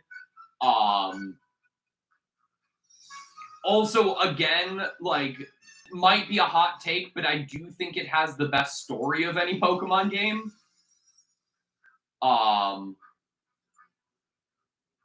But again, I mean, I don't really care. I think that's a hot take. If the gameplay is like so samey, I'm just not gonna play it. Well, but Sun and Moon has, well, because like the island challenges are where variety comes in, because like, you know, sometimes it's a puzzle, like sometimes like there's different types of island challenges. That's true. That are a lot more varied than like gym puzzles. What I really want is, I mean, this might just be me being spoiled by Final Fantasy, but I just want some sort of change to the battle system that is not like a gimmick. And here's the thing, that will never happen. That's what the I spin-offs know. are for. I know that will never happen. Yeah, like that will never happen with Pokemon. The battle system works too well for what it is to change it up. Because if they changed it up completely in the main series, now granted, Legends Arceus has something different going on. It looks like slightly. Not. I think it's like after playing Final Fantasy and playing their take on turn-based combat, which is the active time battle system, I can't really go back. The active time battle system is just way too good. Have you started Final Fantasy VII yet? No, I've not. Okay. Because that game uses the active time battle system. Yeah. In which every you know how that works, right? Or do you not? Vaguely, not really. Basically, everything happens in real time. There's like a bar on the side showing when a character's turn will be ready again, and it's based on their agility, how quickly that bar fills up. Okay. Because which means that if you do nothing, characters will not hesitate to attack you repeatedly. Well, because Legends Arceus has something. It looks like it's kind of like that. I'm not entirely sure, but it's like it shows like on the side of the screen. I think like I think it shows like who goes when for like the next 6 turns, and it can be like you opponent, you opponent, opponent, or something like that. Like I don't know exactly how. That's kind of like Final Fantasy X system, which is still good, but it's not the ATV. Yeah, I don't know exactly how it's gonna work. I haven't watched a lot of. I also haven't watched a lot of the newer trailers for Legends Arceus. I haven't either. But yeah, so they're doing something different with that. But again, like if they are ever shaking up the Pokemon, like if they want to do a Pokemon game but with a different idea for battling that is drastically different from the main series games, they're just going to make a spin-off. Right. Pokemon Mystery Dungeon or Pokemon Ranger. Like that. True. That's what the spin-offs are. And granted, I think they do a very good job of like, at least like in Gen 3 and 4 in particular, they did a really good job with like coming up with a very varied ideas for spin-offs. Also, I think with me, it was like, so in Sword and Shield, they changed so much. And that's a mainline game. Why not change the battle system as well? Because Pokemon has a very dedicated fan base that will dedicated to defending one of the worst combat systems I've ever seen, which is just that style of turn-based. Yeah, but like, here's the I feel like it goes both ways. I feel like it would be half and half. Half of the Pokemon fan base would, and maybe not exactly, but like there would be some of the Pokemon fan base that would, I'm sure, really appreciate a drastic change in the play style. But there would be purists. There would be another large portion of the fan base that would be like, this sucks, bring back the original battle style. Purists, yeah. Yeah, exactly. Purists. Pokemon is definitely one of those franchises.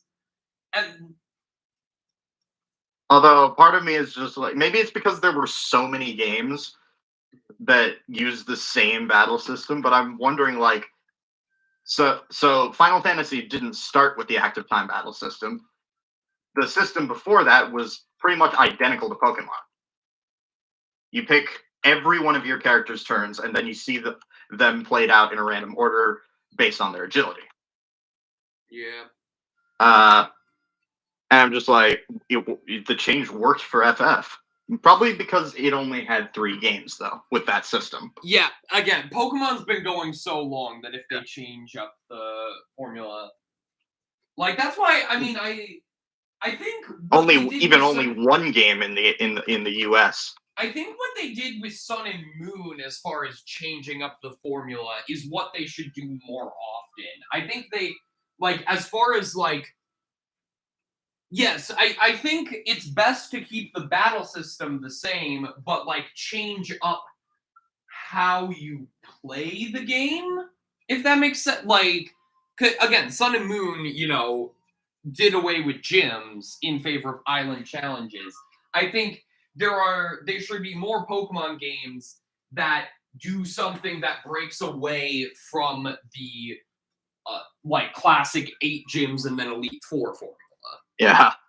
Also, I love as well how like the fans of the anime, the anime was just like, okay, we're gonna bring up this island challenge. We're gonna have Ash do it, and then we're just gonna make a league. Well, that's how Sun and Moon ends. Is them making their Elite Four is the thing. Like they still kept the Elite Four thing, which I think worked. I think it worked because they're like. I haven't seen the ending of it. I just know Ash wins, and I thought it was like, oh, he won the island challenge. That's a big deal, but not really. I mean, he won the Orange Islands, but then I didn't realize they had made like an actual league because there's no league in the games. Well, there is. Well, no, that's the whole thing in Sun and Moon. It literally, like, the story is they are making their own Pokemon league at the end. Like, that's you do face an Elite Four at the end. That's part of the game. I didn't realize. And in fact, like, it's canonical that, like, you are the first champion. And they do a really cool thing with that, too, where, after you become champion, if you rematch the Elite Four and then beat them, you're still champion, and a new challenger that is decided at random will come and challenge you. Oh, okay. Yeah, it's really cool. It's actually it's one of the coolest ideas for like a post-game Elite Four rematch. Yeah, that's actually so pretty cool. Okay, I didn't realize. Yeah, I really wish every Pokemon game did that. Like, it's such a cool idea. By the way, I know you hate the game Black and White. Yeah. But what did you? I haven't played. Have you played it to completion? I assume you have. Oh, never mind. I stopped at Clay. I was gonna ask about like everyone keeps talking about how good that game is because of its story. I have seen full playthroughs of it. I don't like the story. They're literally it's fundamentally flawed because also Scarlet Witch but with a sword won. We should probably like move. It's been like 5 minutes ago. Yeah. Let's move back to losers bracket for a bit and have Ingu face off against Jingle. Let's dive right into round 1 with these two. But yeah, what was I saying? Oh, yeah, no, here's my problem with the Black and White story. Literally, the evil team is like, oh, we want to free. Now, I get, like, the whole thing is a ruse. Like, that's the whole thing, is, like, the whole thing is a ruse that Getsis came up with just so he could, capture the legendary Pokemon and like, take over Unova. Yeah. But the fact that this evil team is saying that they're wanting to liberate Pokemon while still using Pokemon in battles is hypocritical and tips your hand at the twist way too early. Well, it was either that or like give them guns. Like they need to have something that can beat Pokemon. Yeah, I mean, here's the thing. The idea with that story is based on, again, this is this is a problem with it. It's more a problem of trying to adapt that kind of story into into a game with that formulaic of a play style. Because by incorporating that kind of a story into that kind of game doesn't work. It just doesn't work. I feel like they try to make it a twist that N is part of the organization too, but like it's horribly hidden twist. Like it's just, I don't know. It's not an interesting story to me. The story does not work for me at all. Like I can't quite put it into words as to why. But like it just doesn't work for me. Like people see N as like this. Like people often regard N as like one of the best human characters in a Pokemon game. I just don't get it. I don't like N as a character. I don't think he's that interesting. I mean, I thought he was acceptable. Also, goddamn, that was a quick match. These matches go by really quickly when we're just talking about other shit. I wanted to ask, so like, I haven't seen Have you seen any Sun and Moon anime? No. Okay. I haven't even seen. I guess it's not really. And I have not watched the anime since Gen 5. Okay. I think we just got to the part where like, so I think you mentioned this was in the game as well, where Ash and, well, not Ash, but you, the player, like have to like save Lusamine from like a Ultra Beast. Pretty. Does that happen? Yeah. Not like, yeah, basically. Yeah. But is she? You told me she's the villain, right? Lusamine. Oh, Lusamine. Sorry, I was getting mixed up with what's her name? Lily, yeah. No, Lusamine. Yes, Lusamine is now granted obvious twist villain, but I feel like it's handled better.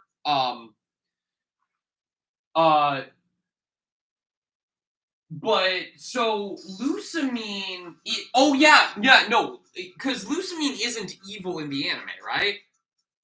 not yet, at least. Okay. Not up to the part I've watched. Because is she Lily and Gladion's mother in the game as well? Yes. Okay. They might have changed it for the anime. I don't know why they would, but well, I do know why they would, because Ultra Sun and Moon took away her agency as a villain and was shit. So they're probably doing that or something, which sucks. But no, in Sun and Moon, she's like full on evil, wants to summon the Ultra Beasts and like utilize their power, and in doing so, legit fuses with Nihilego. And you fight her in like this Pokemon human fusion, and it's so fucking cool. Well, the fusion happens in the anime as well, but they're trying to rescue her.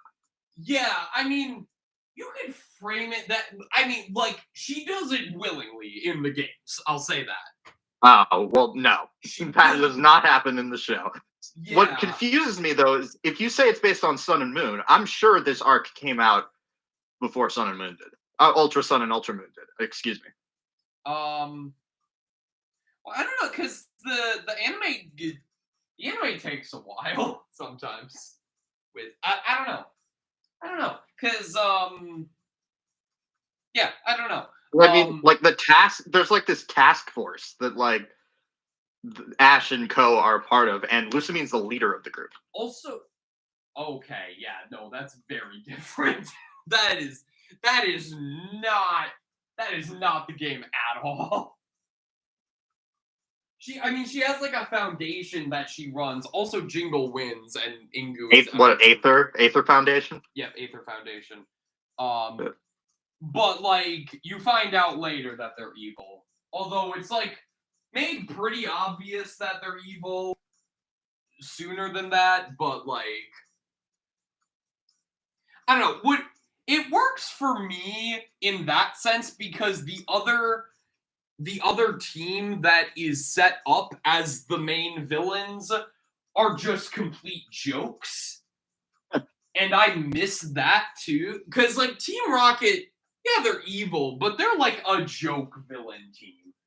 I miss joke villain teams in Pokemon. I actually do want to play Sun and Moon after talking to you, mainly because I realize this is one of the few games where it's not Team Blank as the villain.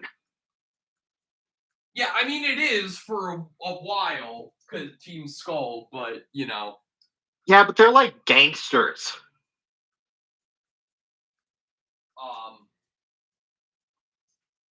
They're just like, I mean, in the anime at least, they're portrayed as like, just like kids. Like, literal kids. Yeah, like same age as Ash. That's different. That's very different. And that they're just punk gangsters. Yeah. Well, because Guzma's backstory is that like he failed to complete the island challenges or something. I don't remember. But anyway, I'm gonna quick pause the music because Jingle has beaten Ingu 2-0 and is moving on. Ingu is out of the tournament. Oof. Yeah, Jingle did really well there. I mean, it wasn't like a sweep. Like Ingu could have brought it back, but like, yeah, it was a 2-0 though. But in like a close 2-0, relatively speaking. Ingu's about to leave the arena. Then you hear him say,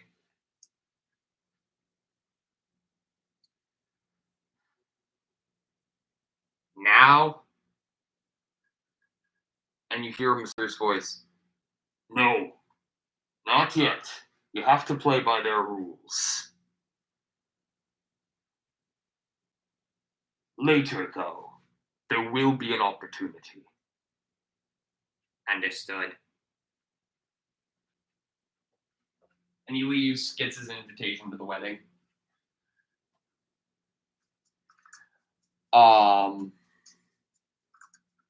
And up next, we have...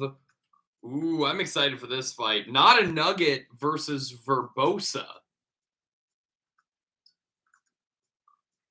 Let's jump right into round one. Two fighters. I actually want to pay attention to this match now. And I think we've kind of come to the end of our Pokemon discussion.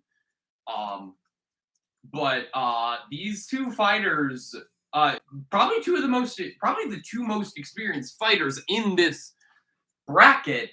It's sad to see. It will be sad to see one of them go here in a bit, but they've both shown themselves to be very skilled fighters. You know, obviously we've seen more of Not a Nugget, but Verbosa has actually won a tournament. So I'm very curious to see how this goes. Oh, once again, we have the cursed image of Great Bay without water as Pong shows up.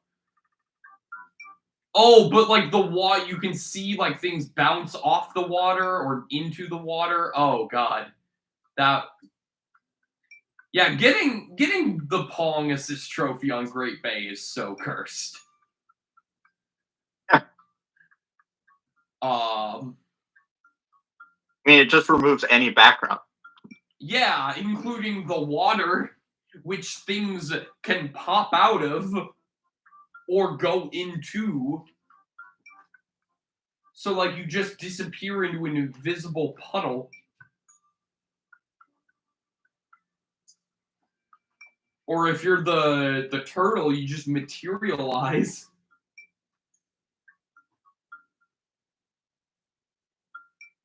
Ooh, and we are even as far as stocks. Again, Oh god, it's Scrapper's theme.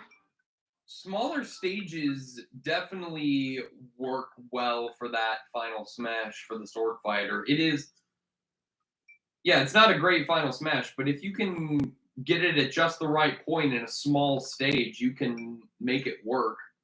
Also, the smash ball's just stuck. Okay, there it goes. There it goes. And that's an easy KO.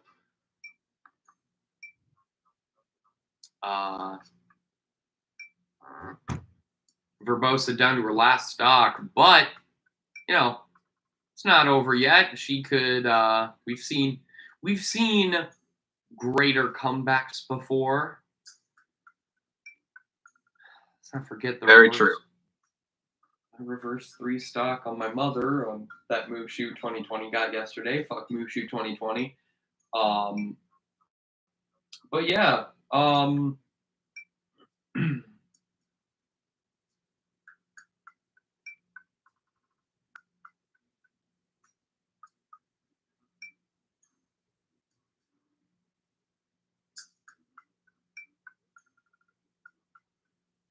But yeah, and Not a Nugget did lose a stock there. I forget how, but I was just kind of zoning out a bit, I guess. But Verbosa is close to a final smash. That could turn the tides for sure. Oh, and that blue shell. Ooh, that is also gonna be. Oh, but Not a Nugget manages to avoid it. Verbosa's running low on that final smash. Gonna want to use it soon or lose it. Loses it. And Not a Nugget is close to his.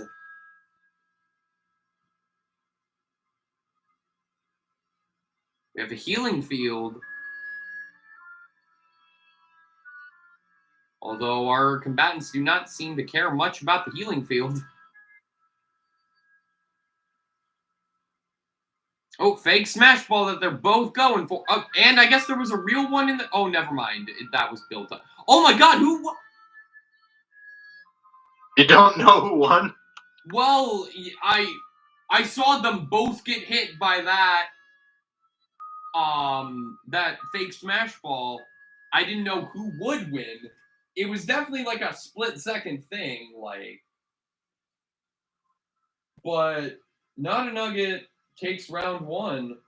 Wait, was that round 1 or round 2? That was round 1, right? I don't know. Let me double check. I'm just gonna go back and watch the thing just to make sure.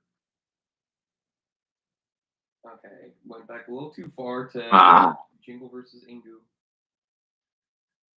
Jingle, Ingu, kill a team.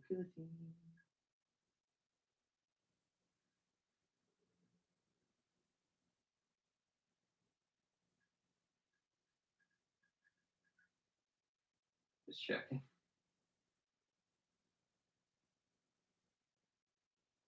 Pretty sure that was round 1, but I want to make sure.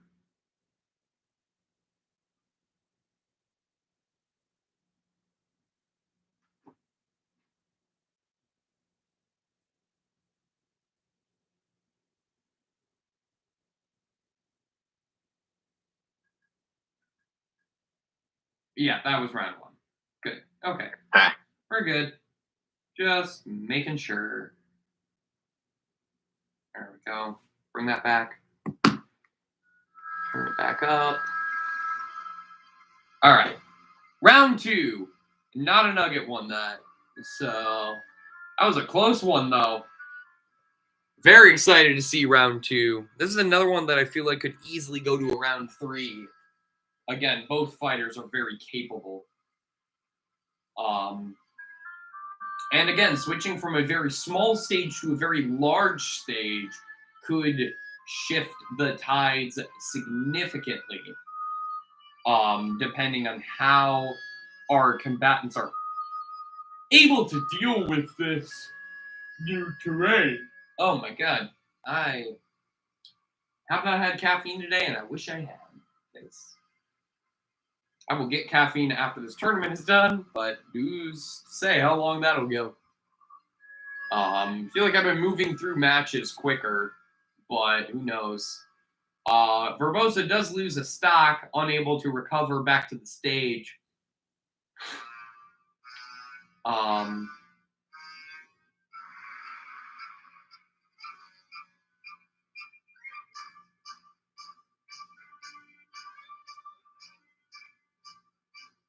Okay, for a bit, this sounded a lot like One Winged Angel.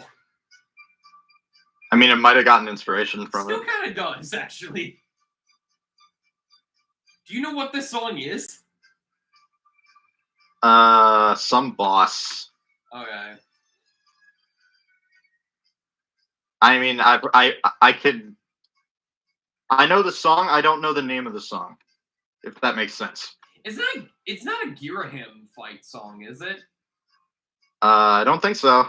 Because that those are usually the dun dun dun dun dun dun dun. Because I honestly would not be surprised if Girahim was like loosely inspired by Sephiroth in some fashion.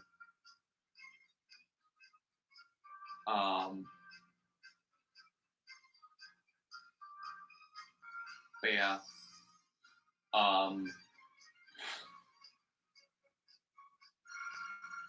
Yeah, the white hair and long sword make me think that could be Sephiroth inspired somewhat. Yeah,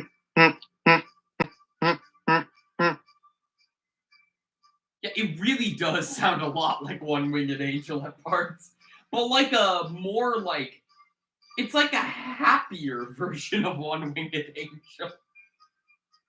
It's like more upbeat.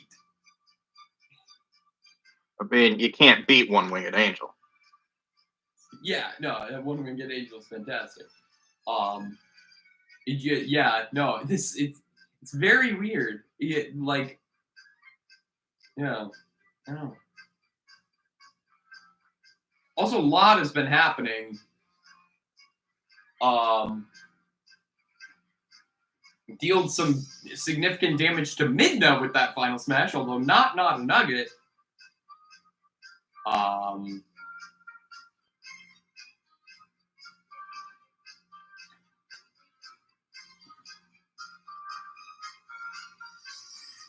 Ooh, if it were not for the way the stage is laid out, that might have been a KO. And Verbosa needs that. Verbosa needs to get not a nugget to a more open space and get one of those heavy hits.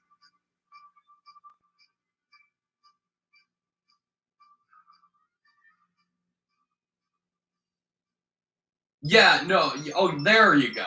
Launch him upwards, too. That works.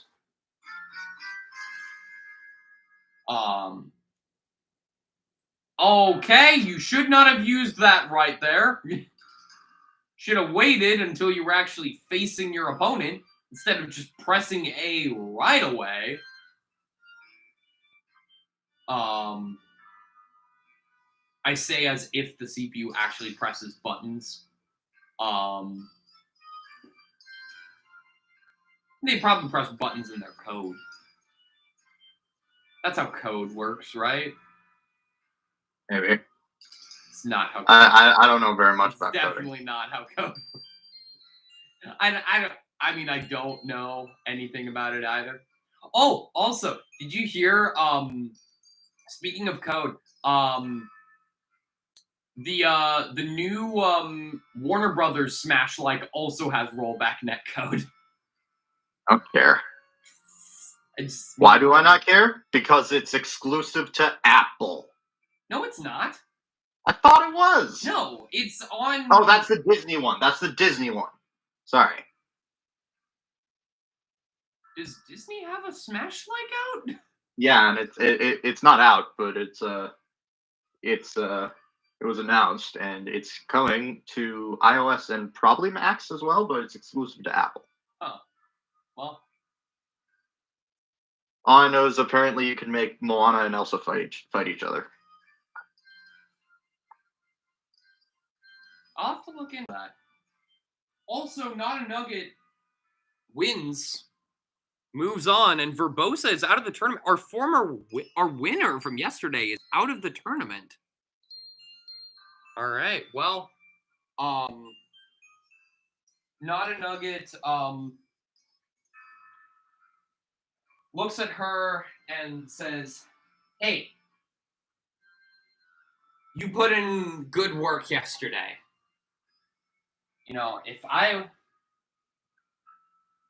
was able to beat a fighter as good as you, you know, I just hope whoever wins this, whether it's me or someone else, is able to save your world." Verbosa thanks Not a Nugget, exits, and takes that invitation to the wedding. Let's move back to winners. For the winners finals, we have Scarlet Witch, but with a sword versus Stitches. Not at all how I thought this was gonna go. Not even remotely. I'm pretty sure I thought this would be... I'm pretty sure I predicted Verbosa versus Not a Nugget in this scenario, actually.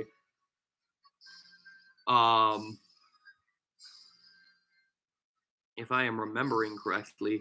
Oh, good. Alex has somehow surpassed me in correct prediction points. Probably because, yeah. No, exactly. That's yeah. Anyway, round one with these two. What did Alex predict for the finals? But I knew he predicted Free Shy Guy to win the whole thing, which, you know, look how that turned out. But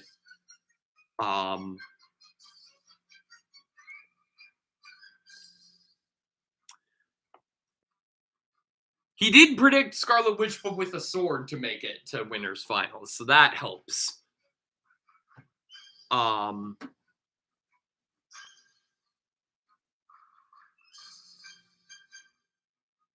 actually, he did predict that, or no, not quite.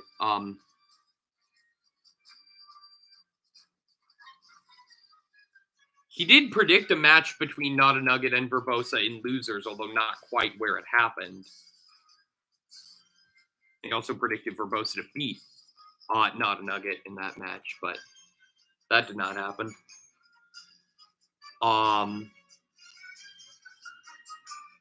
Yeah, Scarlet Witch, but with a sword, is already down a stock.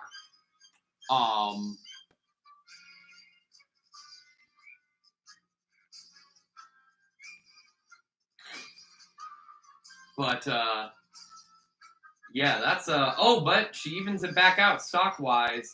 And gets a Dragoon, which, oh boy. No, iframes, I think, prevented her from getting that.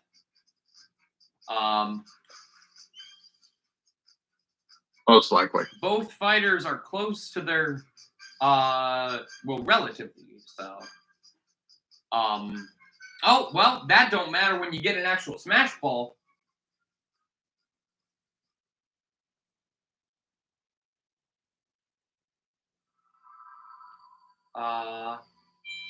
That deals some decent damage to Stitches, but also helps build up his final smash. And gets that. That was a weird spot to do that. I think if he did that at a different spot, it might have taken out Scarlet Witch, but with sword. But loses stock to that gooey bomb. Although looks like he is about to even it out again.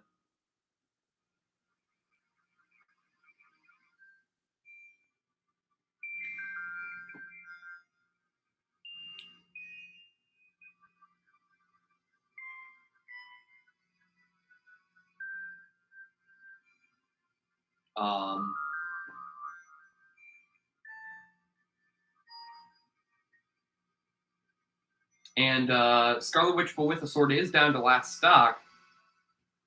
I've noticed that Stitches is utilizing a lot of bugs against Scarlet Witch, but with a sword in this match. Got the bees on her when she was caught in the final smash too. Got the fly swatter. I meant glitches. Huh? I thought you meant bugs as in glitches. No. I mean actual bugs. No, glitches is the distant cousin of Stitches and Snitches. That's not canon. I'm just joking. Although, who knows? Maybe in the future, glitches will be a thing. But for now, glitches is not canon. If someone suggests glitches to be a character, then glitches will be a character. I guess. Vanellope von Schweetz. I could try that. I could try making a Vanellope.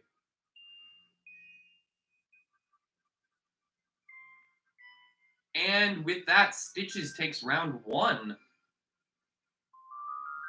And then just grabbed a Warp Star at the end for funsies, I guess. Let's see if Scarlet Witch, but with a sword, can bring it back for round 2. Very curious to see if this happens.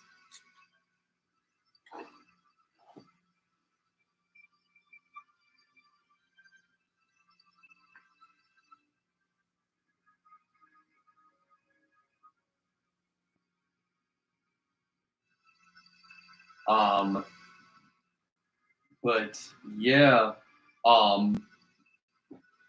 these two do seem very evenly matched. So like this could definitely, and of course, Scarlet Witch does have experience fighting on a train. So there's that.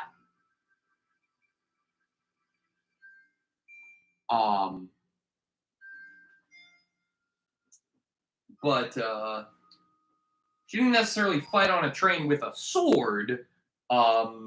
She was fighting robots rather than a fairy, but, you know, semantics.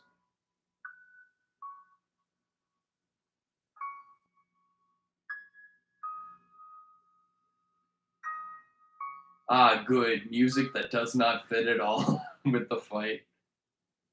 That's what you love to see. Oh, damn! Fucking kickflip! In the moment of silence. That was insane. But Scarlet Witch, but with the sword, has lost her first stock. There is a smash ball on the field, though. That could change things. Could, you know. Ooh! Oh! Scarlet Witch, but with a sword, just barely dodges that, it seems. Ooh, that's... Yeah, that's a... Ooh. Ooh, not a good side to have that final smash on, because Stitches was able to survive that. And Stitches does manage to take out a second stock on Scarlet Witch, but with a sword. Oh my god, I was going to say, there's no way we're getting a 3-stock, but if that happened, yeah, that's a 3-stock.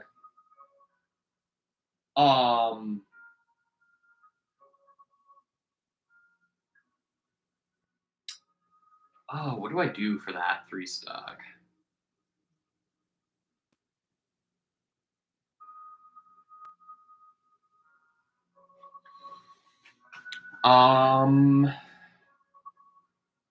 Oh, I know what I'm doing. Wait, no, that'd be stupid. Well,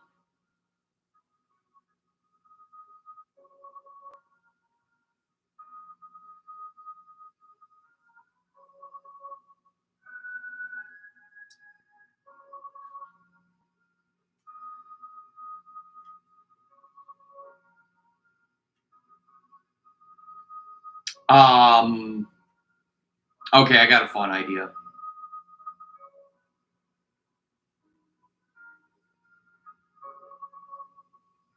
For a dumb... This will be a cutscene.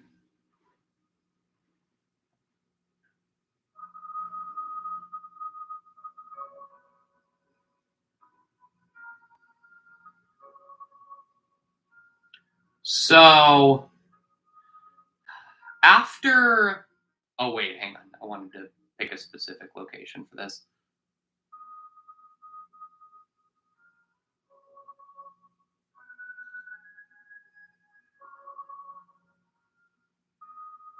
So Scarlet Witch, but with a sword,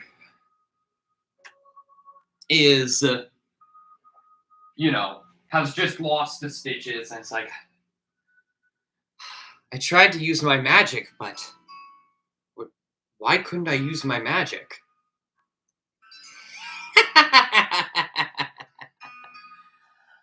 Don't you know? Only the witch who casts the runes may use her magic here. Oh, not again. You're not out of my tournament. You're not out of the tournament yet. But I have a feeling we will not be facing each other, which is a shame. But I send you a little friend, or rather, family.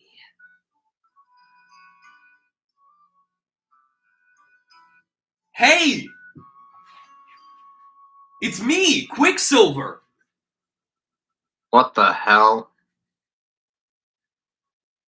Just go with it.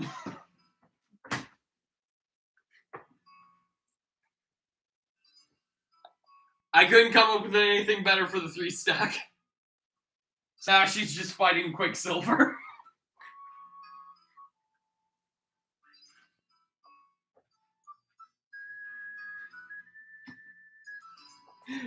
Sonic should witness.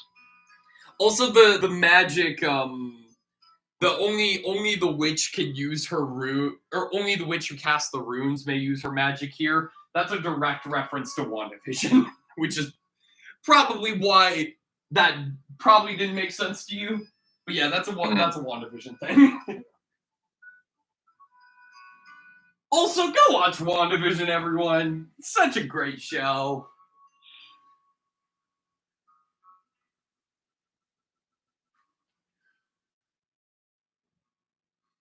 I don't feel like getting Disney Plus. I mean, fair.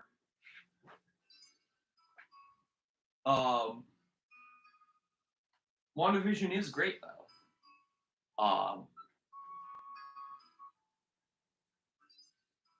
Yeah.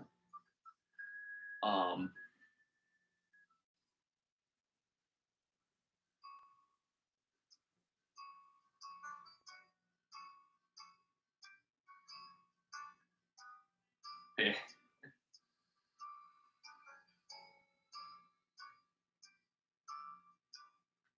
Oh, damn, both have their final smash. Oh.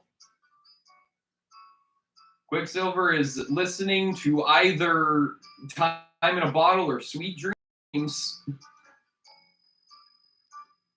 with that final smash.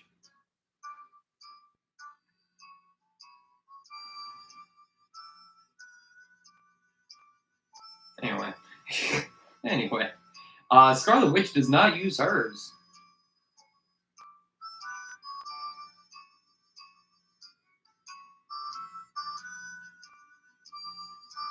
Oh, what the? Just realized this is the lumpy friggin' pumpkin. Very ironic for facing off against this fast opponent. And we're back to even.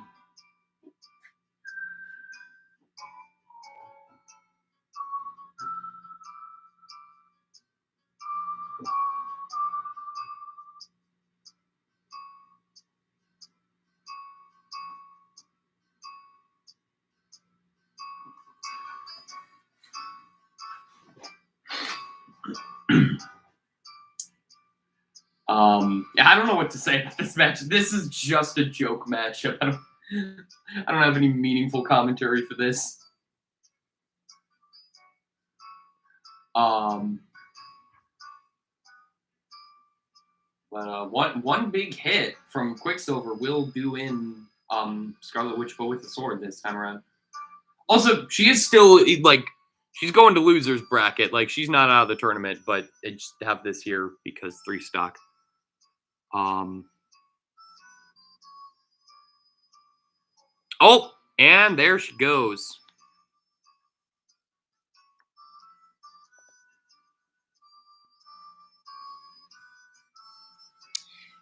And as Scarlet Witch, but with a sword, is taken out by Quicksilver, she notices his name tag does not say Quicksilver.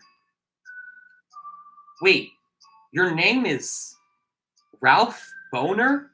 Boner! Sorry. It's a double joke there. Anyway, back to the actual tournament. Sorry. I was friggin' dumb. I know. But what was...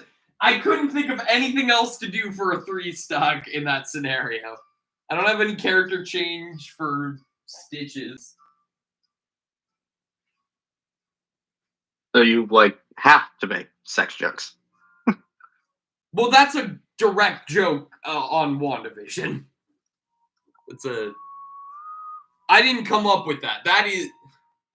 And that is why that is one big reason people really don't like the finale of WandaVision. Is that the guy that everyone thought was Quicksilver from like another world or something, turned out to be just an actor named Ralph Boner. God. The rest of WandaVision's really good. Promise. I will say this, in anime and just TV in general, this is mostly an anime thing for me, but I assume it would transfer over to TV. I don't watch too much standard TV, though. Bad endings ruin the entire show for me. See, WandaVision is not necessarily at fault for its bad ending because it was originally supposed to have 10 episodes instead of 9, but COVID kind of screwed things up, so they had to rush a lot of plot lines for the finale. And also, like, even like setting aside that joke, which, like, I don't hate it nearly as much as most people do. Like, my biggest problem with the WandaVision finale is that it is a very standard MCU finale, but it's still a good version of an MCU finale.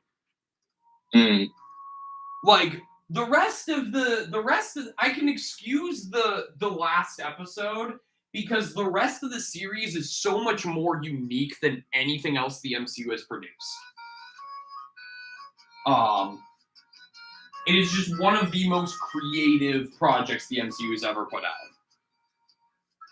out. And yeah, the finale got screwed over because of COVID, but, you know, what can you do?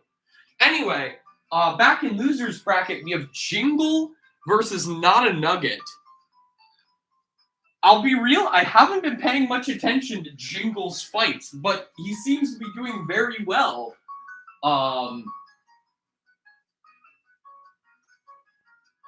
Also, we have Brawler win the winners finals. We just did.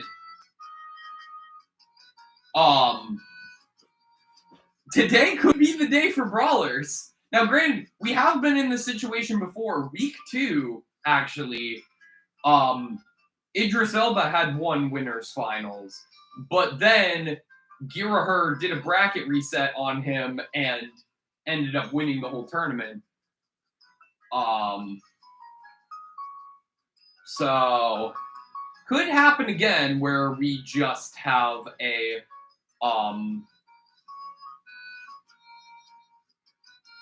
where we have another situation like that. But we'll have to see. We'll have to see how this goes. Jingle's racking up a lot of damage on Not a Nugget early on.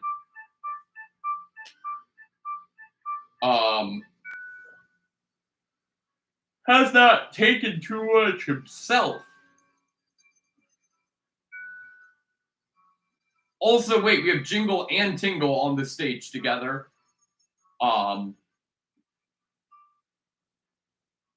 Just ignore the tingle, because this is canonically in low rule, so ignore tingle there.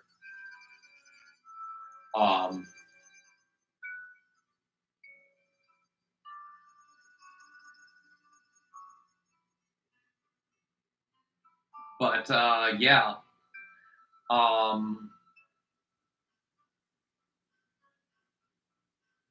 Yeah, one big hit on Not a Nugget will do in that first stock, but Not a Nugget does have that final smash now. Ooh, but loses it as Jingle takes that first stock off of him.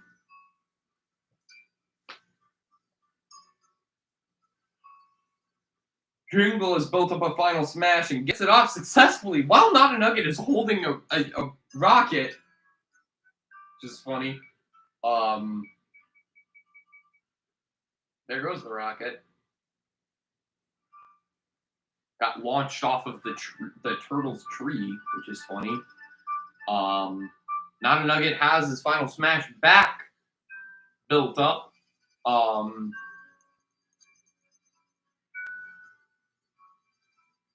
Oh, and there are just the giants trying to hold back the moon.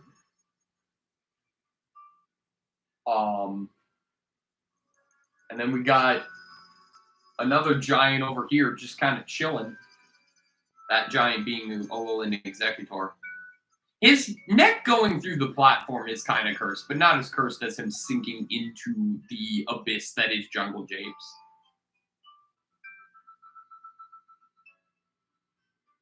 Not a Nugget does finally take out Jingle's first stock.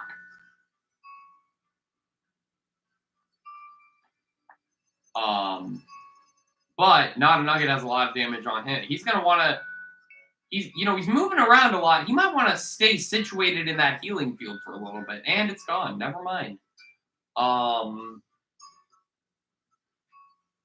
But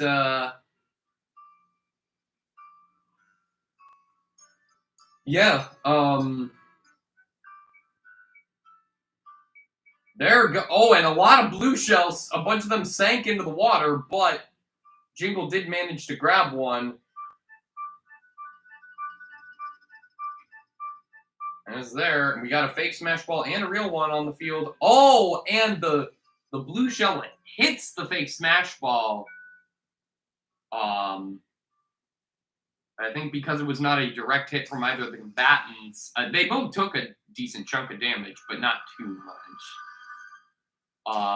Jingle does have a final smash at the ready.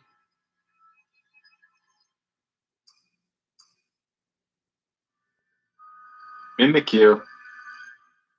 Oh. Misses. Yeah, just missed. Tried to use it on the Pokemon? Huh? Well, I think he was just running out of it and just used it hoping to get lucky, I guess. Oh, but wait, what the fuck happened there? What actually happened? How did Jingle die there? Oh, now would be a great time to use that. Oh, nope. Well, all right. Jingle.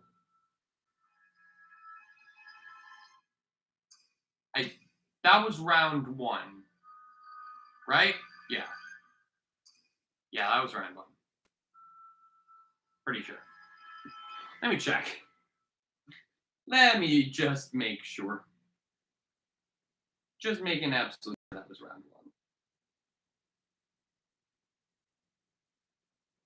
1.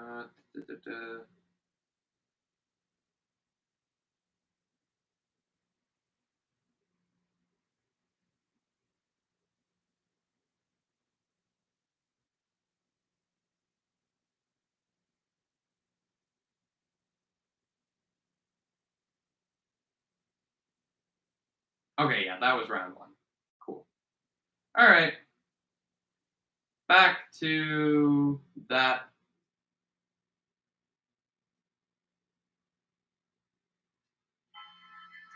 Round 2. Let's go. Once again, Jingle, although Jingle lost right away in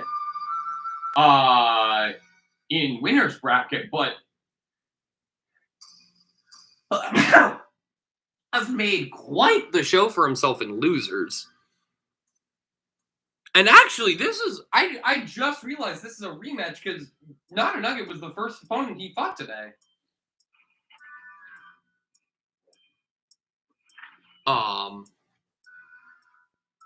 And yeah, Not a Nugget beat him pretty easily in that first in winner's bracket, but now, or at least that previous game was getting some trouble. Having some trouble rather. But now, Not a Nugget seems like he's trying to turn things around, possibly bring this to round 3.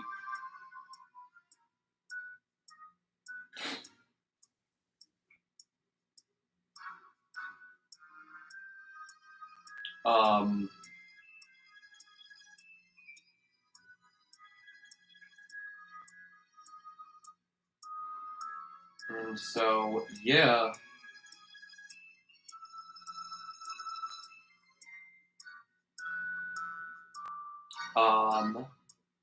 Smash Ball on the field. Both fighters are getting damage racked up. No one taking a... Oh, there goes Not a Nugget with that full smash.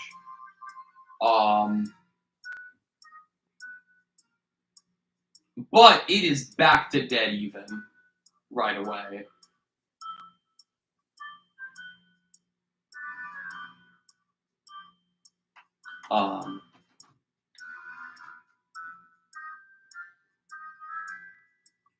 Also, no one has commented on this yet, except for Alex last night when we were figuring some stuff out for today. But Alex did point out to me that with the green tracksuit, Jingle does look like a Squid Game character.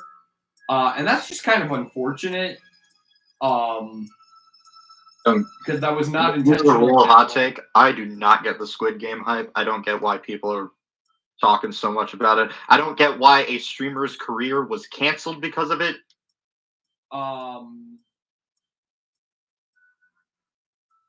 Did you hear about that? No, not specific details. So there's a streamer who was named Squid Game and has been named Squid Game since like 2015. Oh yeah, I did hear about this. Yeah. Yeah, I did hear about her. That's unfortunate that has happened. It's bullshit. Yeah.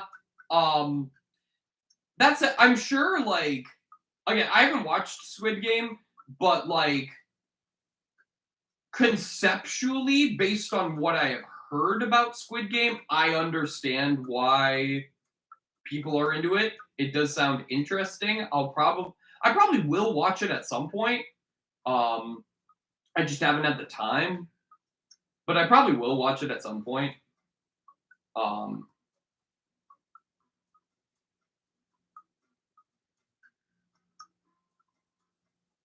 Sounds like if Fall Guys was real and was like deadly. I mean, that's one way to put it. I have heard some people compare it to Danganronpa, which, based on what I've heard, is just false. But you know, also sure, there's. Wow, Not a Nugget almost. Is there like a battle royale element? I don't know. I thought it was you lose these games, you just die. Yeah, I don't know the specific. That is what I believe it is. But I don't know anything beyond that. Also, wow, Not a Nugget almost won that, but then Jingle brought it back.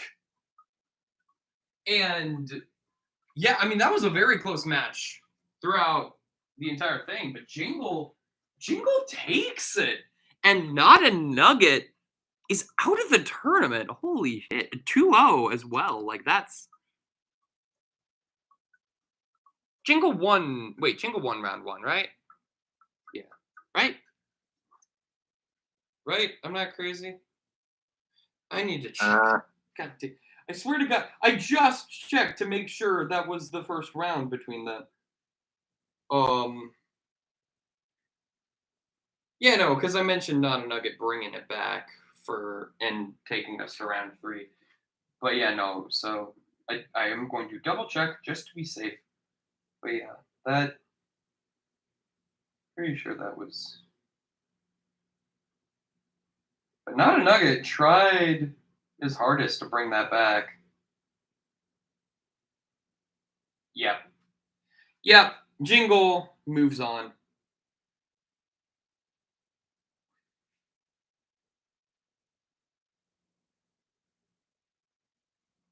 Damn. Jingle is. Yeah, I mean, Jingle lost to Not a Nugget in winner's bracket, but now Jingle has made an amazing comeback, and Not a Nugget is now out of the tournament. But he does look to Jingle and say, another very worthy opponent. You or someone else in this tournament may be Low Rule's last hope. I pray to God that whoever wins this tournament, or tomorrow's for that matter, can save your world. Not a Nugget exits and is handed an invitation to the wedding.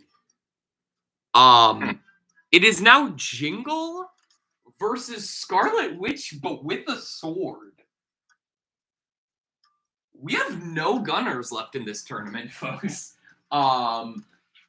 If Jingle manages to beat Scarlet Witch, but with a sword, we will guaranteed have our first brawler winner of Smashurday 5 Live. It will be guaranteed at that point. But let's see how it goes. Scarlet Witch, but with a sword, is also a very formidable opponent. Let's see how round 1 goes.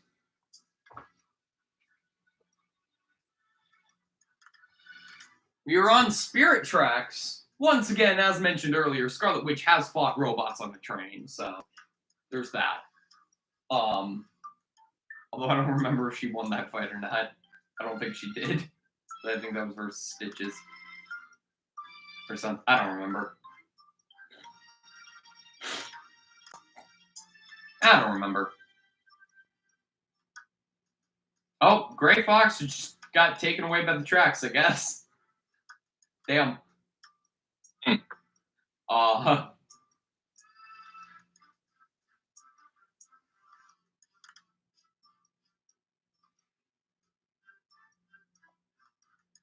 Yeah.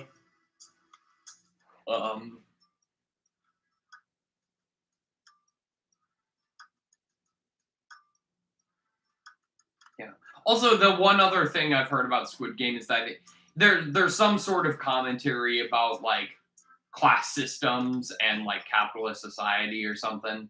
So that's probably another thing that draws people in.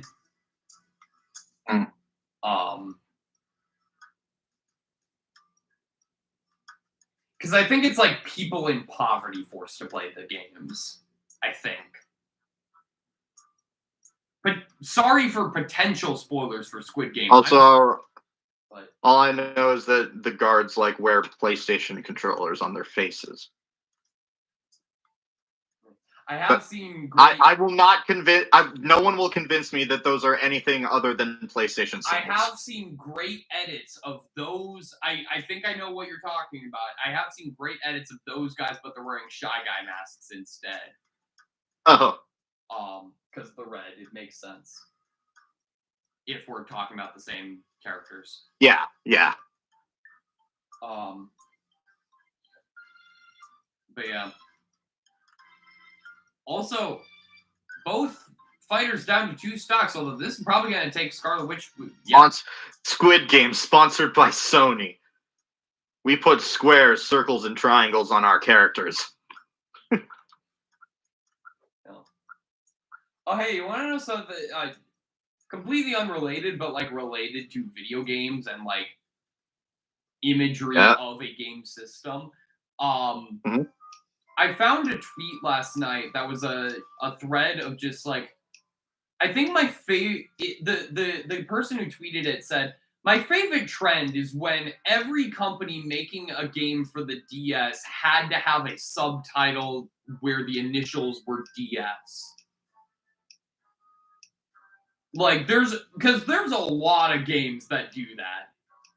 Like, for random... Not entirely sure what you mean by that. Where it's like, okay, franchise name, but then like the subtitle for the game is like Dual Strikes or something.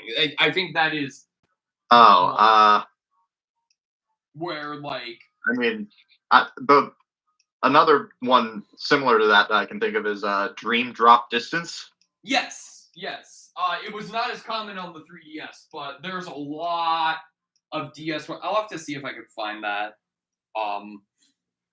later. But yeah, I think there was like... Can you play DS games with a DS DualShock? No, I'm kidding. But it was like there was a also Jingle takes round 1. Jingle is just on a roll right now. Let's see, round 2. But no, like there was a Bleach game called Bleach Dark Souls, which is funny for multiple reasons. I mean, now especially. Yeah. But yeah, there were just a bunch of different examples. It was all like third-party stuff too, and a lot of it was licensed games. Yeah. But like a lot of games had like the subtitle of their game was DS in some shape or form. Yeah, there's an insane amount of games that do it. I'll have to look at that later on at some point. Oh, and Kyogre takes out one of Jingle's stocks pretty early on. Could Scarlet Witch be bringing this back, potentially?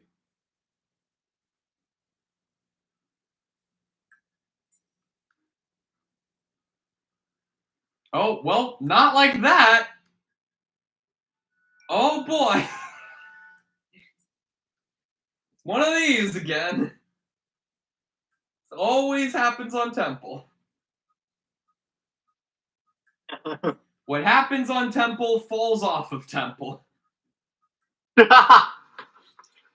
What happens on Temple stays in the Cave of Life.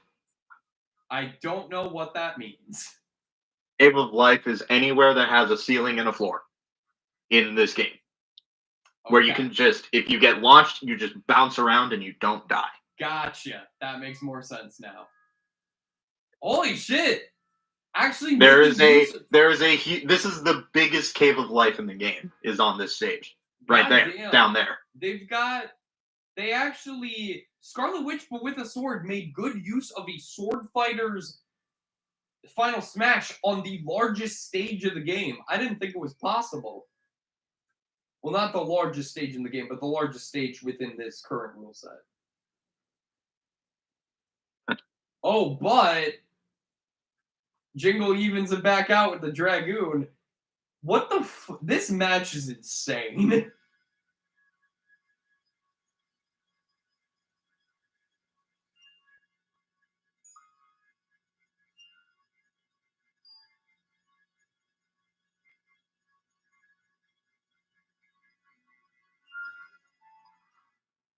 Oh, and Jingle builds up the final smash.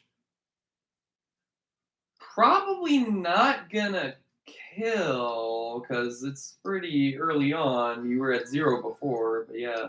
That does even it back out damage-wise, so it is literally anyone's game at this point.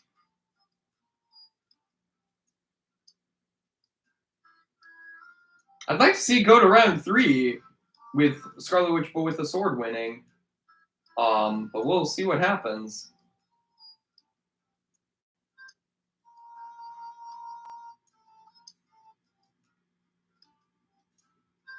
Oh, Scarlet Witch, but with a sword, does build up her final smash.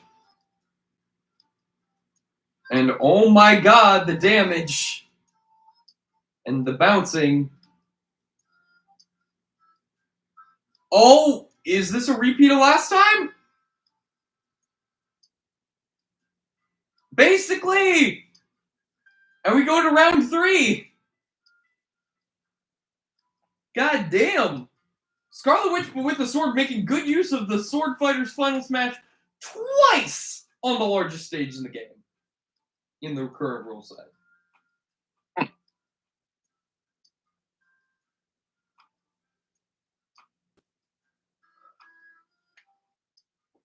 Oh, let's not waste any more time. Round 3. I'm very curious to see how this goes.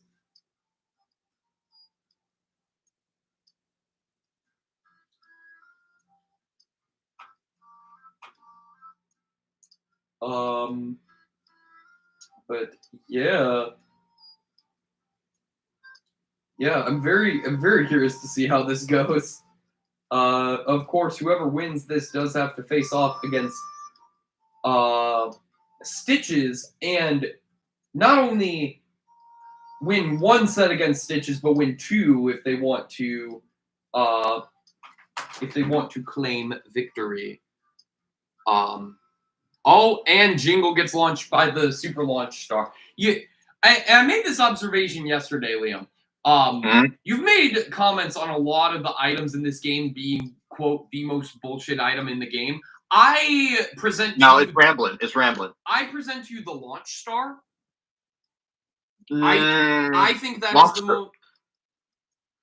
I would honestly be less mad dying because I got launched into the stratosphere by a launch star than if I got my controls suddenly reversed. Here's why Launch Star is more bullshit. Or like up there for most bullshit. Because you can get launched by your own launch star. Oh, yeah, yeah. Yeah, that makes it more bullshit. In my opinion. You can also blow yourself up with your own bomb. The strategy on Jingle right there.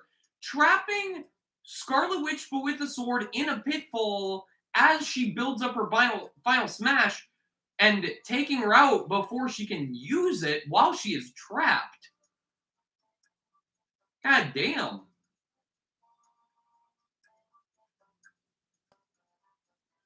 Also getting his own final smash off, but it doesn't kill because she was very low in damage.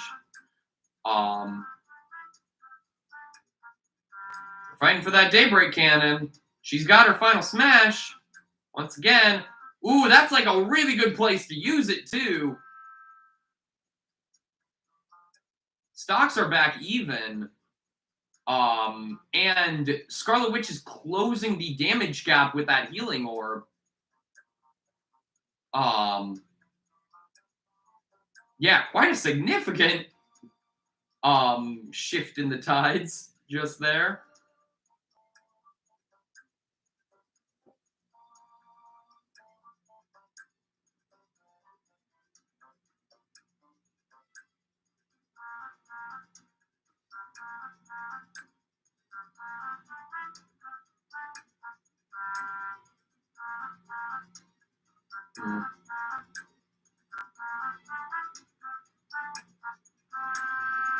I have no idea who's going to win this.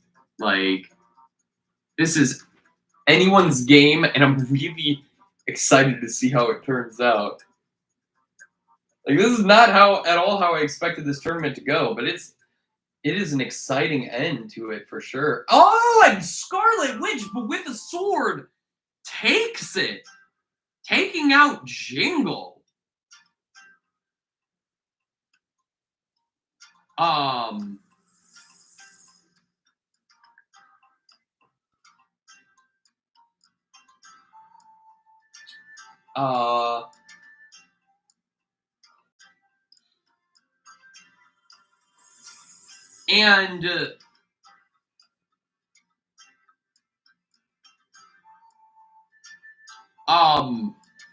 Before Jingle can get his invitation to the wedding, Scarlet Witch, but with a sword, says, "Look, I've dealt with altered reality before. I'm guilty of that. But I can't let an anomaly like you come to that wedding.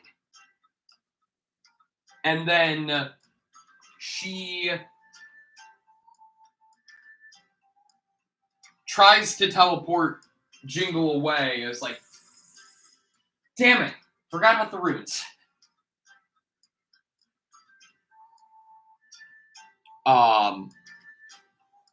And just, I guess, goes on to the winners. And Jingle gets his invitation to the wedding and leaves the arena. I guess we'll have to find out later what she meant by anomaly there. But now it is grand finals. Right. This is it, folks. So, as always, with the nature of the double elimination style of the tournament, Scarlet Witch, but with a sword, has to beat Stitches in 2 sets in order to claim victory. Stitches only has to win 1 because Stitches has not lost yet. Not lost a set, rather. So if Stitches wins the set, best 2 out of 3, then Stitches wins the tournament and moves on to tomorrow's tournament. If Scarlet Witch, but with a sword, wins this set, best 2 out of 3, the bracket resets and we move on to another set, and whoever wins that set wins the tournament and moves on. So without further ado, round 1. And as another reminder, if Stitches wins today's tournament, regardless of winning tomorrow's tournament, that will make Stitches the first brawler to win a tournament on their own. I did say that we've never had a brawler win. Technically, the doubles tournament that we had, we did have a team that won with a brawler on the team, but the other teammate was a gunner. And when they fought to determine who would represent the team in the season 1 finale, the gunner won. So, yeah. So yeah, Stitches would be the first solo brawler winner.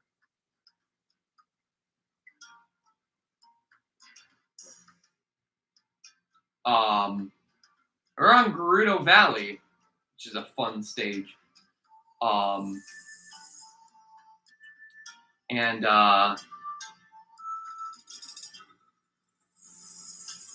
Racking up a lot of damage on Scarlet Witch, but with a sword. Not quite taking her out, though. Smash Ball on the field. Both fighters are at over 100% now. Oh, and Stitches finally takes that first stock and gets the Smash Ball after the fact. Uses it. Probably racking up some decent damage. Not going to take out Scarlet Witch, but with a sword. But Scarlet Witch, but with a sword, does have her final smash meter built up.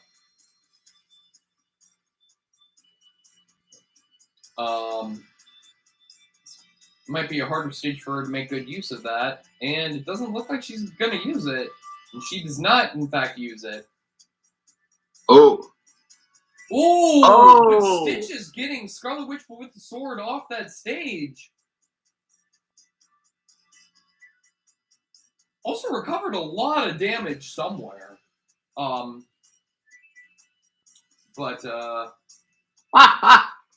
Yeah, that, okay, and also just tried to drop kick, whatever those things are called. Unira? Urina? That sounds wrong.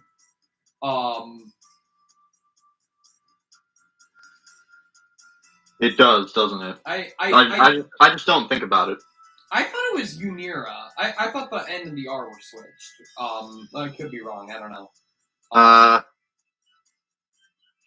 Let me check that, actually. Oh, and both fighters lose a stock simultaneously, but given that Stitches had 3 stocks, it's not a 3 stock because Stitches was down to 2 stocks. It's not a 3 stock because he did lose a stock, but damn, Stitches takes round 1. As a reminder, if Stitches wins this next round, it's over, and Stitches becomes the first solo brawler to win a. Oh, you were right. You were right. Yeah, I thought so. Right. Round 2. Unira. Oh, it's from Clue Clue Land. Oh, yeah, that makes sense. You're on the Bridge of Eldin. Make of that what you will, I guess. What's flat stage? Very straightforward until the bridge gets blown up. Boy, they playing on that edge a lot.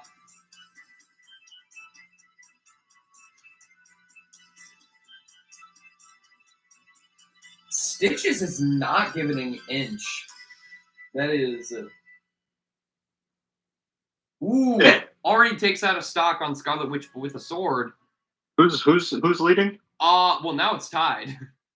No, in this is round 2, right? Yes, Stitches won round 1. It was very nearly a 3 stock, but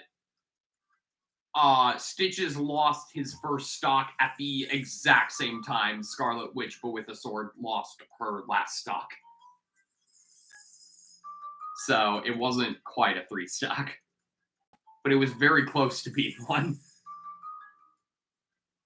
The bees are giving Stitches some trouble, but he does have a final smash built up as the Scarlet Witch, but with a sword. And Stitches uses the final smash, taking out Scarlet Witch, but with a sword's second stock. But Stitches is at very high damage, so it is still anyone's game. Especially with Scarlet Witch, but with a sword getting that smash ball, if she can use it effectively. And this is a good stage for that. And it is now back to even.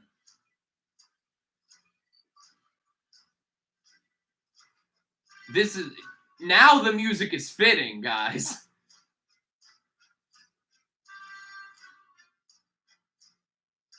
This is now, all of a sudden, very fitting music. Oh my god, wait, is Metagross gonna fall into the... Yep!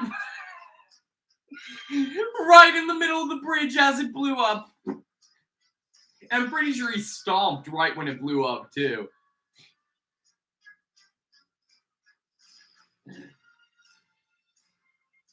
Bye, Metagross.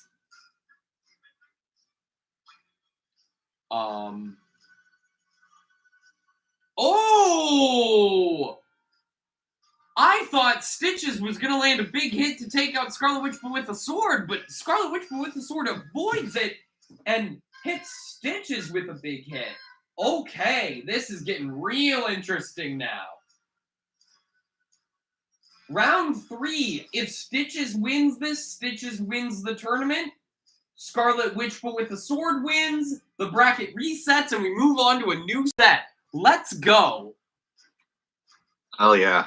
This is a very interesting matchup. And I don't know what to... I think this is the stage we've seen the least today of the ones that are available to us. So I don't know what to make of this stage. I don't know what the optimal strategy for this stage is for our fighters. How this will affect their gameplay compared to Gerudo Valley and Bridge of Eldin. As well as other stages we have seen them fight on today. I don't know for sure if either of these two have fought on this stage today. I don't know. They could have, but I haven't been paying that much attention to that many specifics. Or, like, I pay attention at the time, but then it, like, leaves my mind. Because there's a lot of fights that happen in a tournament. Especially when it's best of 3 and double elimination. Alright.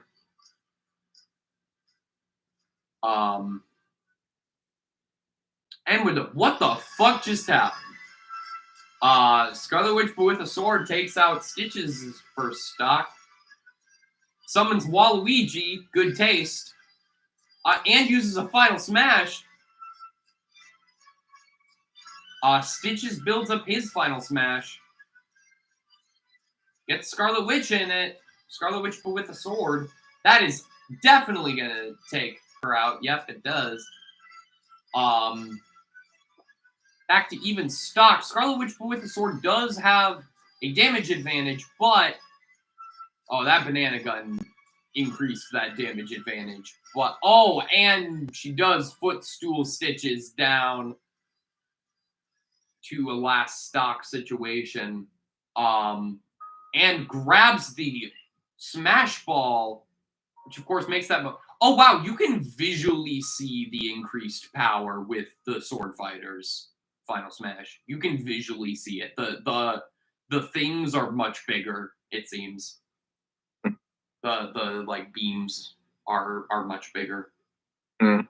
But oh, that is it. That is it for Stitches. So Scarlet Witch, but with a sword, wins the set. We get a bracket reset. Second tournament in a row, we've gotten a bracket reset.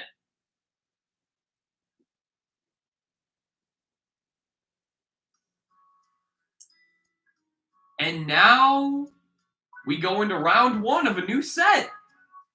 Holy shit. God damn.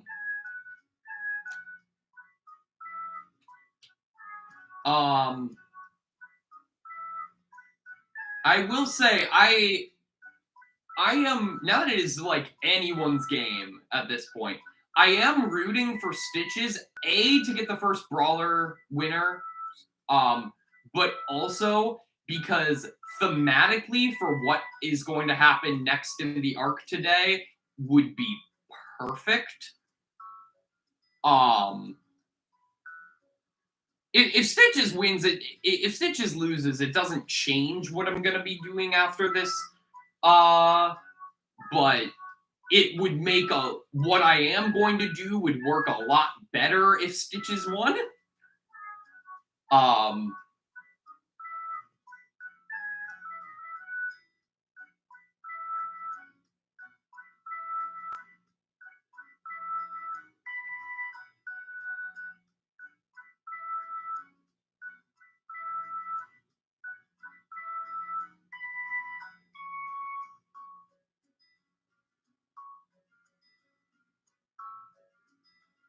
But yeah, Stitches has a lot of damage on him, but does have that final smash and uses it. That is probably going to take out Scarlet Witch with a sword. Right in time, too, as she builds up that final smash. Mr. Right in this stage is funny. Because the building just reaches the ceiling.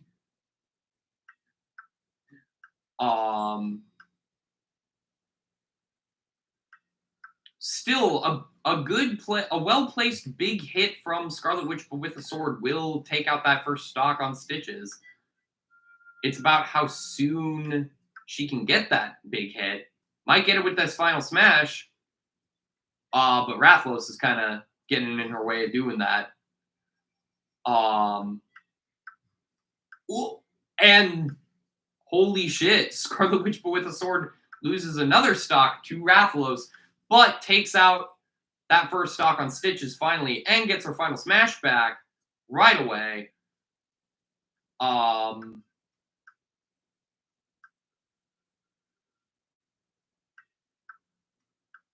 like, what the fuck? Like this. Alright, Scarlet Witch, but with a sword, does not utilize that final smash, which is a darn shame because Stitches is very close to taking her out. One more real big hit on Scarlet Witch, but with a sword will do it. Or just footstool. That works too. That is unfortunate for Scarlet Witch, but with a sword. So Stitches takes round one of this new set. Let's move on to round two.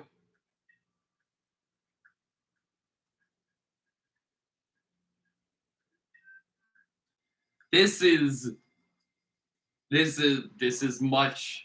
I like this matchup a lot better than Verbosa versus Smooshu 2020. So I feel like both these characters earned their way here and weren't like dicks. Mushu 2020 was just an asshole and overpowered.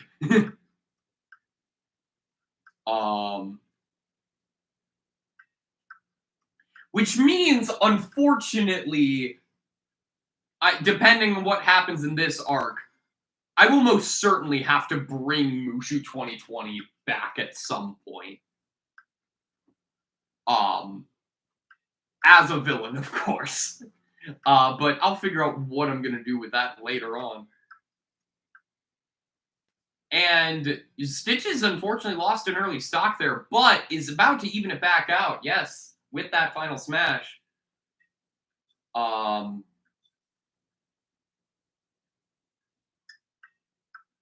Has 2 Dragoon pieces. We've yet to see that third. There it is. Oh, Scarlet Witch with the sword gets it. They're going to be fighting for those pieces now.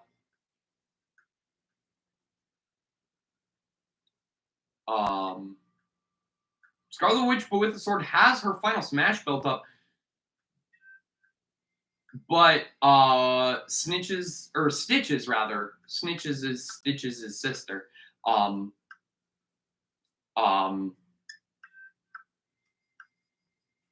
just really, I was gonna say, like, I shouldn't. I don't have to explain what the reference with Stitches and Snitches is to you, but you haven't played Majora's Mask, have you? Nope. So just out of the bit for a sec. So Snitches and Stitches I designed as the low rule variants of Tattle and Tail, who are the fairies in Oh! Yeah, I'll get into that later, because Stitches, ladies and gentlemen, today's tournament winner is Stitches. Nice. Nice. But yeah, so Stitches, Tattle and Tail are Tattle in particular is the Navi equivalent in Majora's Mask. Because Tattle and Tail are 2 fairies, brother and sister, who start the game hanging out with the Skull Kid. But then as Skull Kid beats up Link and makes his escape, he takes Tail with him but abandons Tattle. And thus Tattle travels with Link throughout Majora's Mask. So that's that. And yeah, Tattle is your Navi in the game. But ladies and gentlemen, Stitches has won today's Oh, that's tournament. how her name's pronounced. Okay. Yes, Tattle and Tail. Which, Yeah, I get it. You get the name. And by extension, you can get where I got the names for their low rule variants, Snitches and Stitches.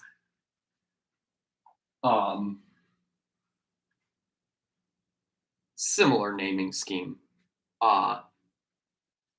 But anyway, that is the end of today's tournament, but we have a cutscene. And this is a big one.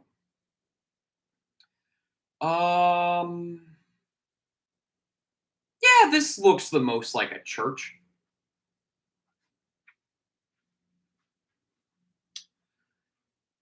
So, we see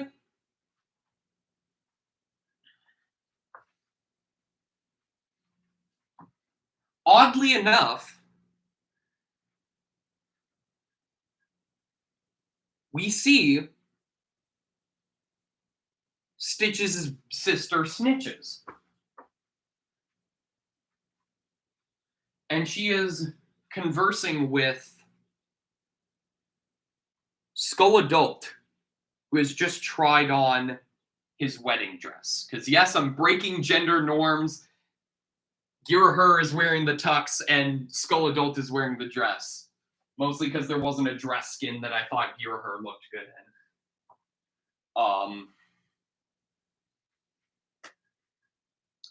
So yeah, fuck gender norms.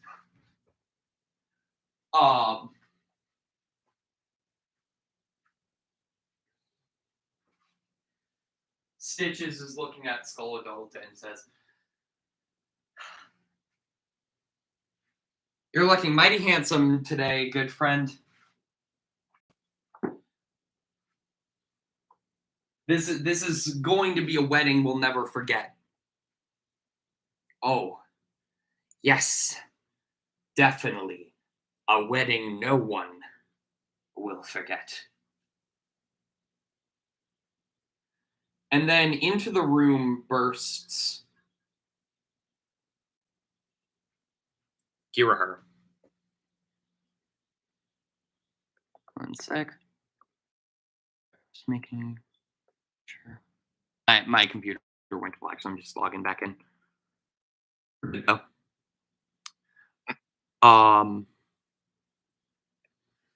Girahir walks into the room in her tux.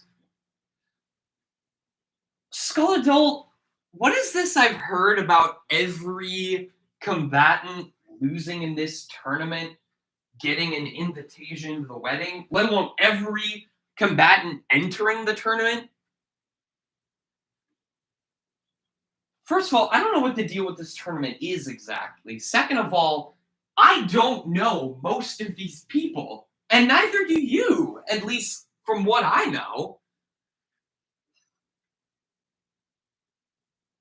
Oh dear.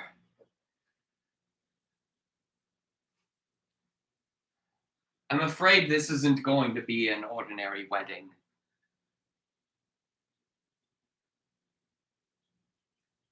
I must appease Minora.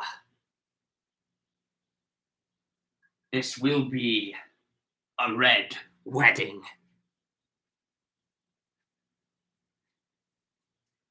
Hey, boss, get in here. I need you. It's a little early to walk you down the aisle. The wedding's tomorrow. It's not that.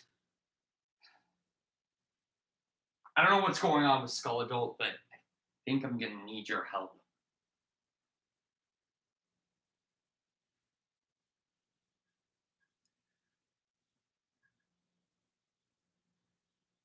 Well, I was hoping we wouldn't have to do it this way, but all right. And the mask starts to glow. And the dress too, why not? Girahir's suit starts to glow. And collapses, I guess, what he's wearing starts to glow. I don't have anything for Stitches, but given the difference in power of these spirits, this should be about even. I don't know, I haven't tested this battle yet. But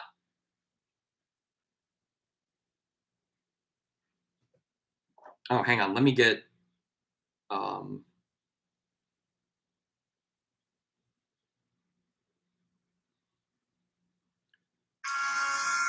there we go.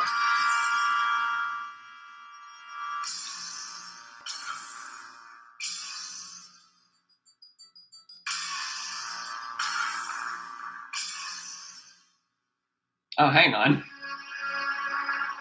Maybe not having a spirit for Snitches makes this a little too easy for the other team. Well, we'll see. See how this goes. Depends on how leveled up they are.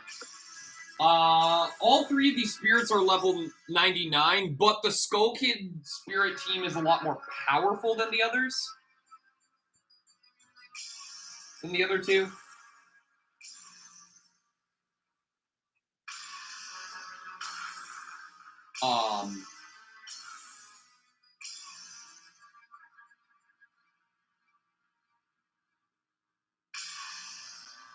But Girahir has lost a stock. Snitches has a final smash at the ready. Oh, but Girahur dodges Snitches' final smash, although Collapse uses his.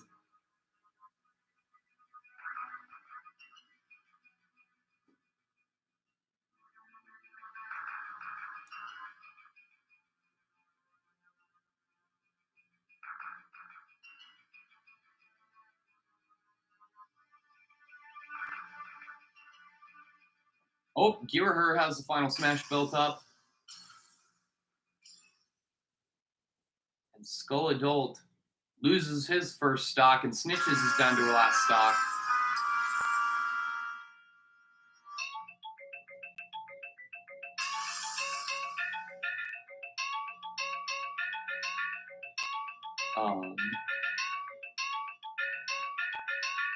Also, that was like really well timed with so I'm just playing like the Majora fight music. And Majora has like different stages, and it switched stages for the music just as Skull Adult lost a stock, which was perfectly timed.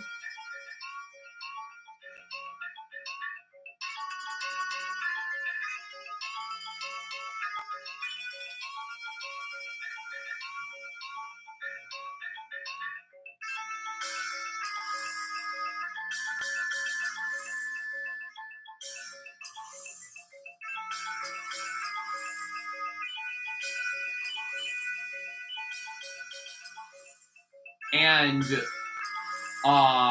Collapse is caught in Snitches' final smash.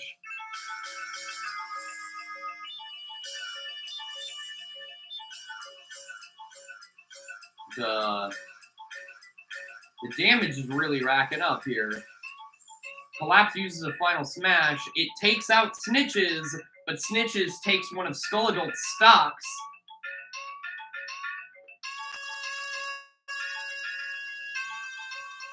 And Skull Adult is out.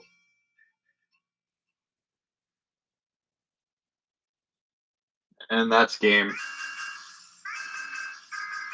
Yeah, I'm not even... Well, I'll let the rest of this play out just for the hell of it. But, yeah. That's it. Well...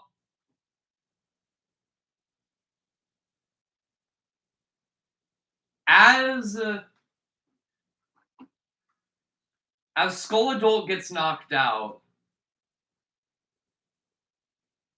Hang on, let me actually do this properly.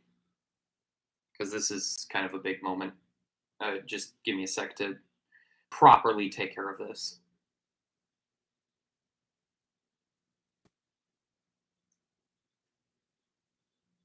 Because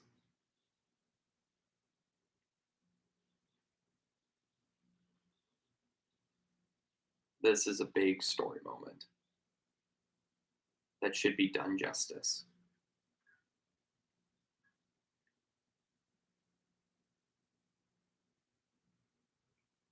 Okay. So,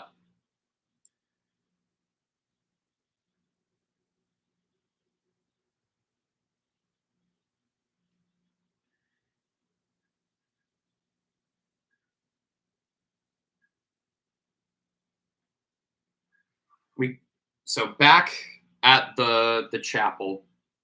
Where's there the chapel?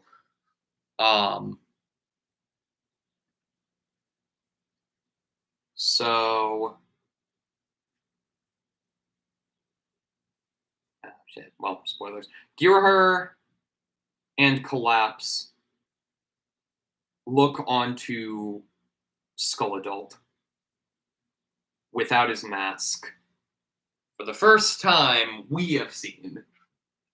There has been one other moment where Girahur has seen Skull Adult without his mask, but this is our first time seeing him. I'm sorry, I don't know what came over me. I do. It's that mask. Sorry, I'm just getting snitches. It's that mask. Honey, that mask was messing with your mind. I think it's been messing with your mind ever since you were a teenager. That would explain why you started getting into a lot more trouble ever since you got that mask, bud. You're right. I've not been good to any of you since I got that mask. I'm sorry. It's okay. I forgive you. And hey, I love you for you, not for what the mask has made you. Aww. Give her kisses, Skull Adult. So you still want to get married tomorrow? Hell yeah.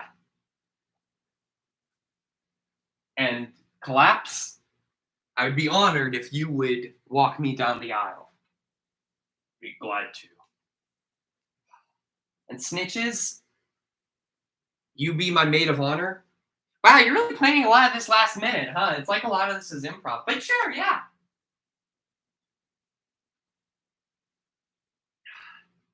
Wait. I need my best man. That's Stitches. Snitches! Get Stitches! That would mean entering the tournament. Well, I look forward to watching you both. All right. I'll do my best.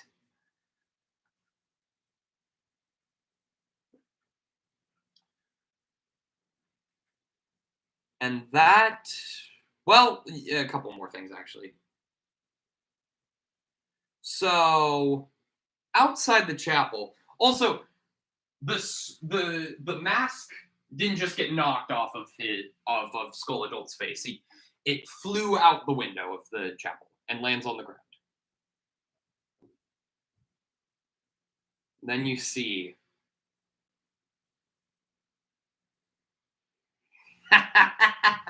Finally, I have this back. I've missed you. And Nasty Witch of the Northwest puts on the mask, transforming back into Minora.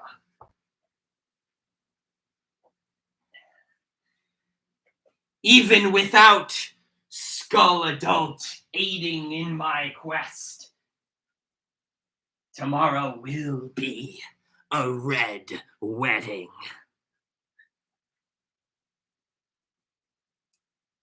And that's it for low rule stuff.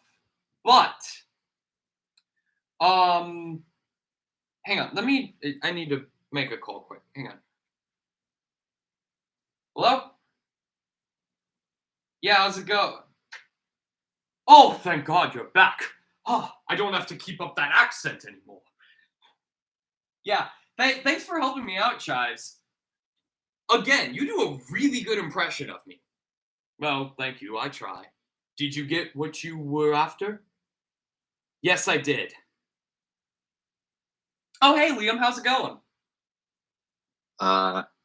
Yeah.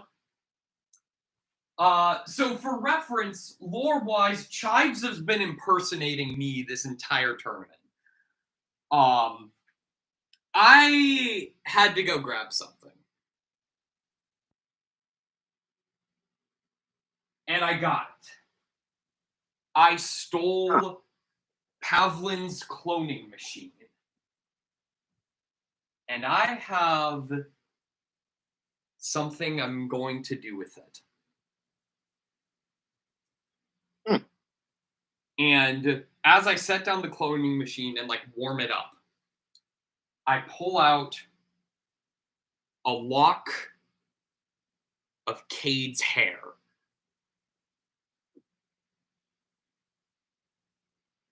Chives is looking at the machine and notices a warning label. Just so you know, it does say that this cloning machine needs to be washed in between each use. Did you wash it? I'm sure it's fine. I'm sure Pavlin washed it. It's fine. Let me just put in Cade's hair. I don't know. I'm seeing some sort of green scales in there. I'm sure it's nothing. Cloning process, go.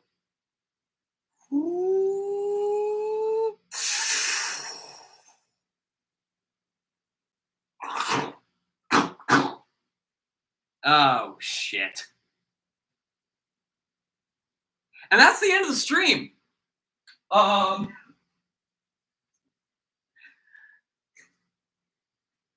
Thank you for indulging me in that little bit there. But yeah, so please tune in to tomorrow's tournament. I don't know what your class schedule is like, so I don't know if you're available to be on call, but Maybe. I don't know. yeah. Well, we'll figure that because tomorrow will be the end of the Minora's Mask arc. And I will have a bracket for tomorrow's tournament up in the Discord shortly.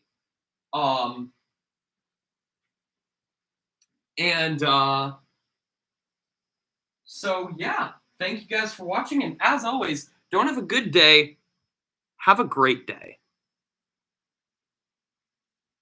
And hey, Free Shago was in this tournament, so that there's extra to that. Yeah. Yeah.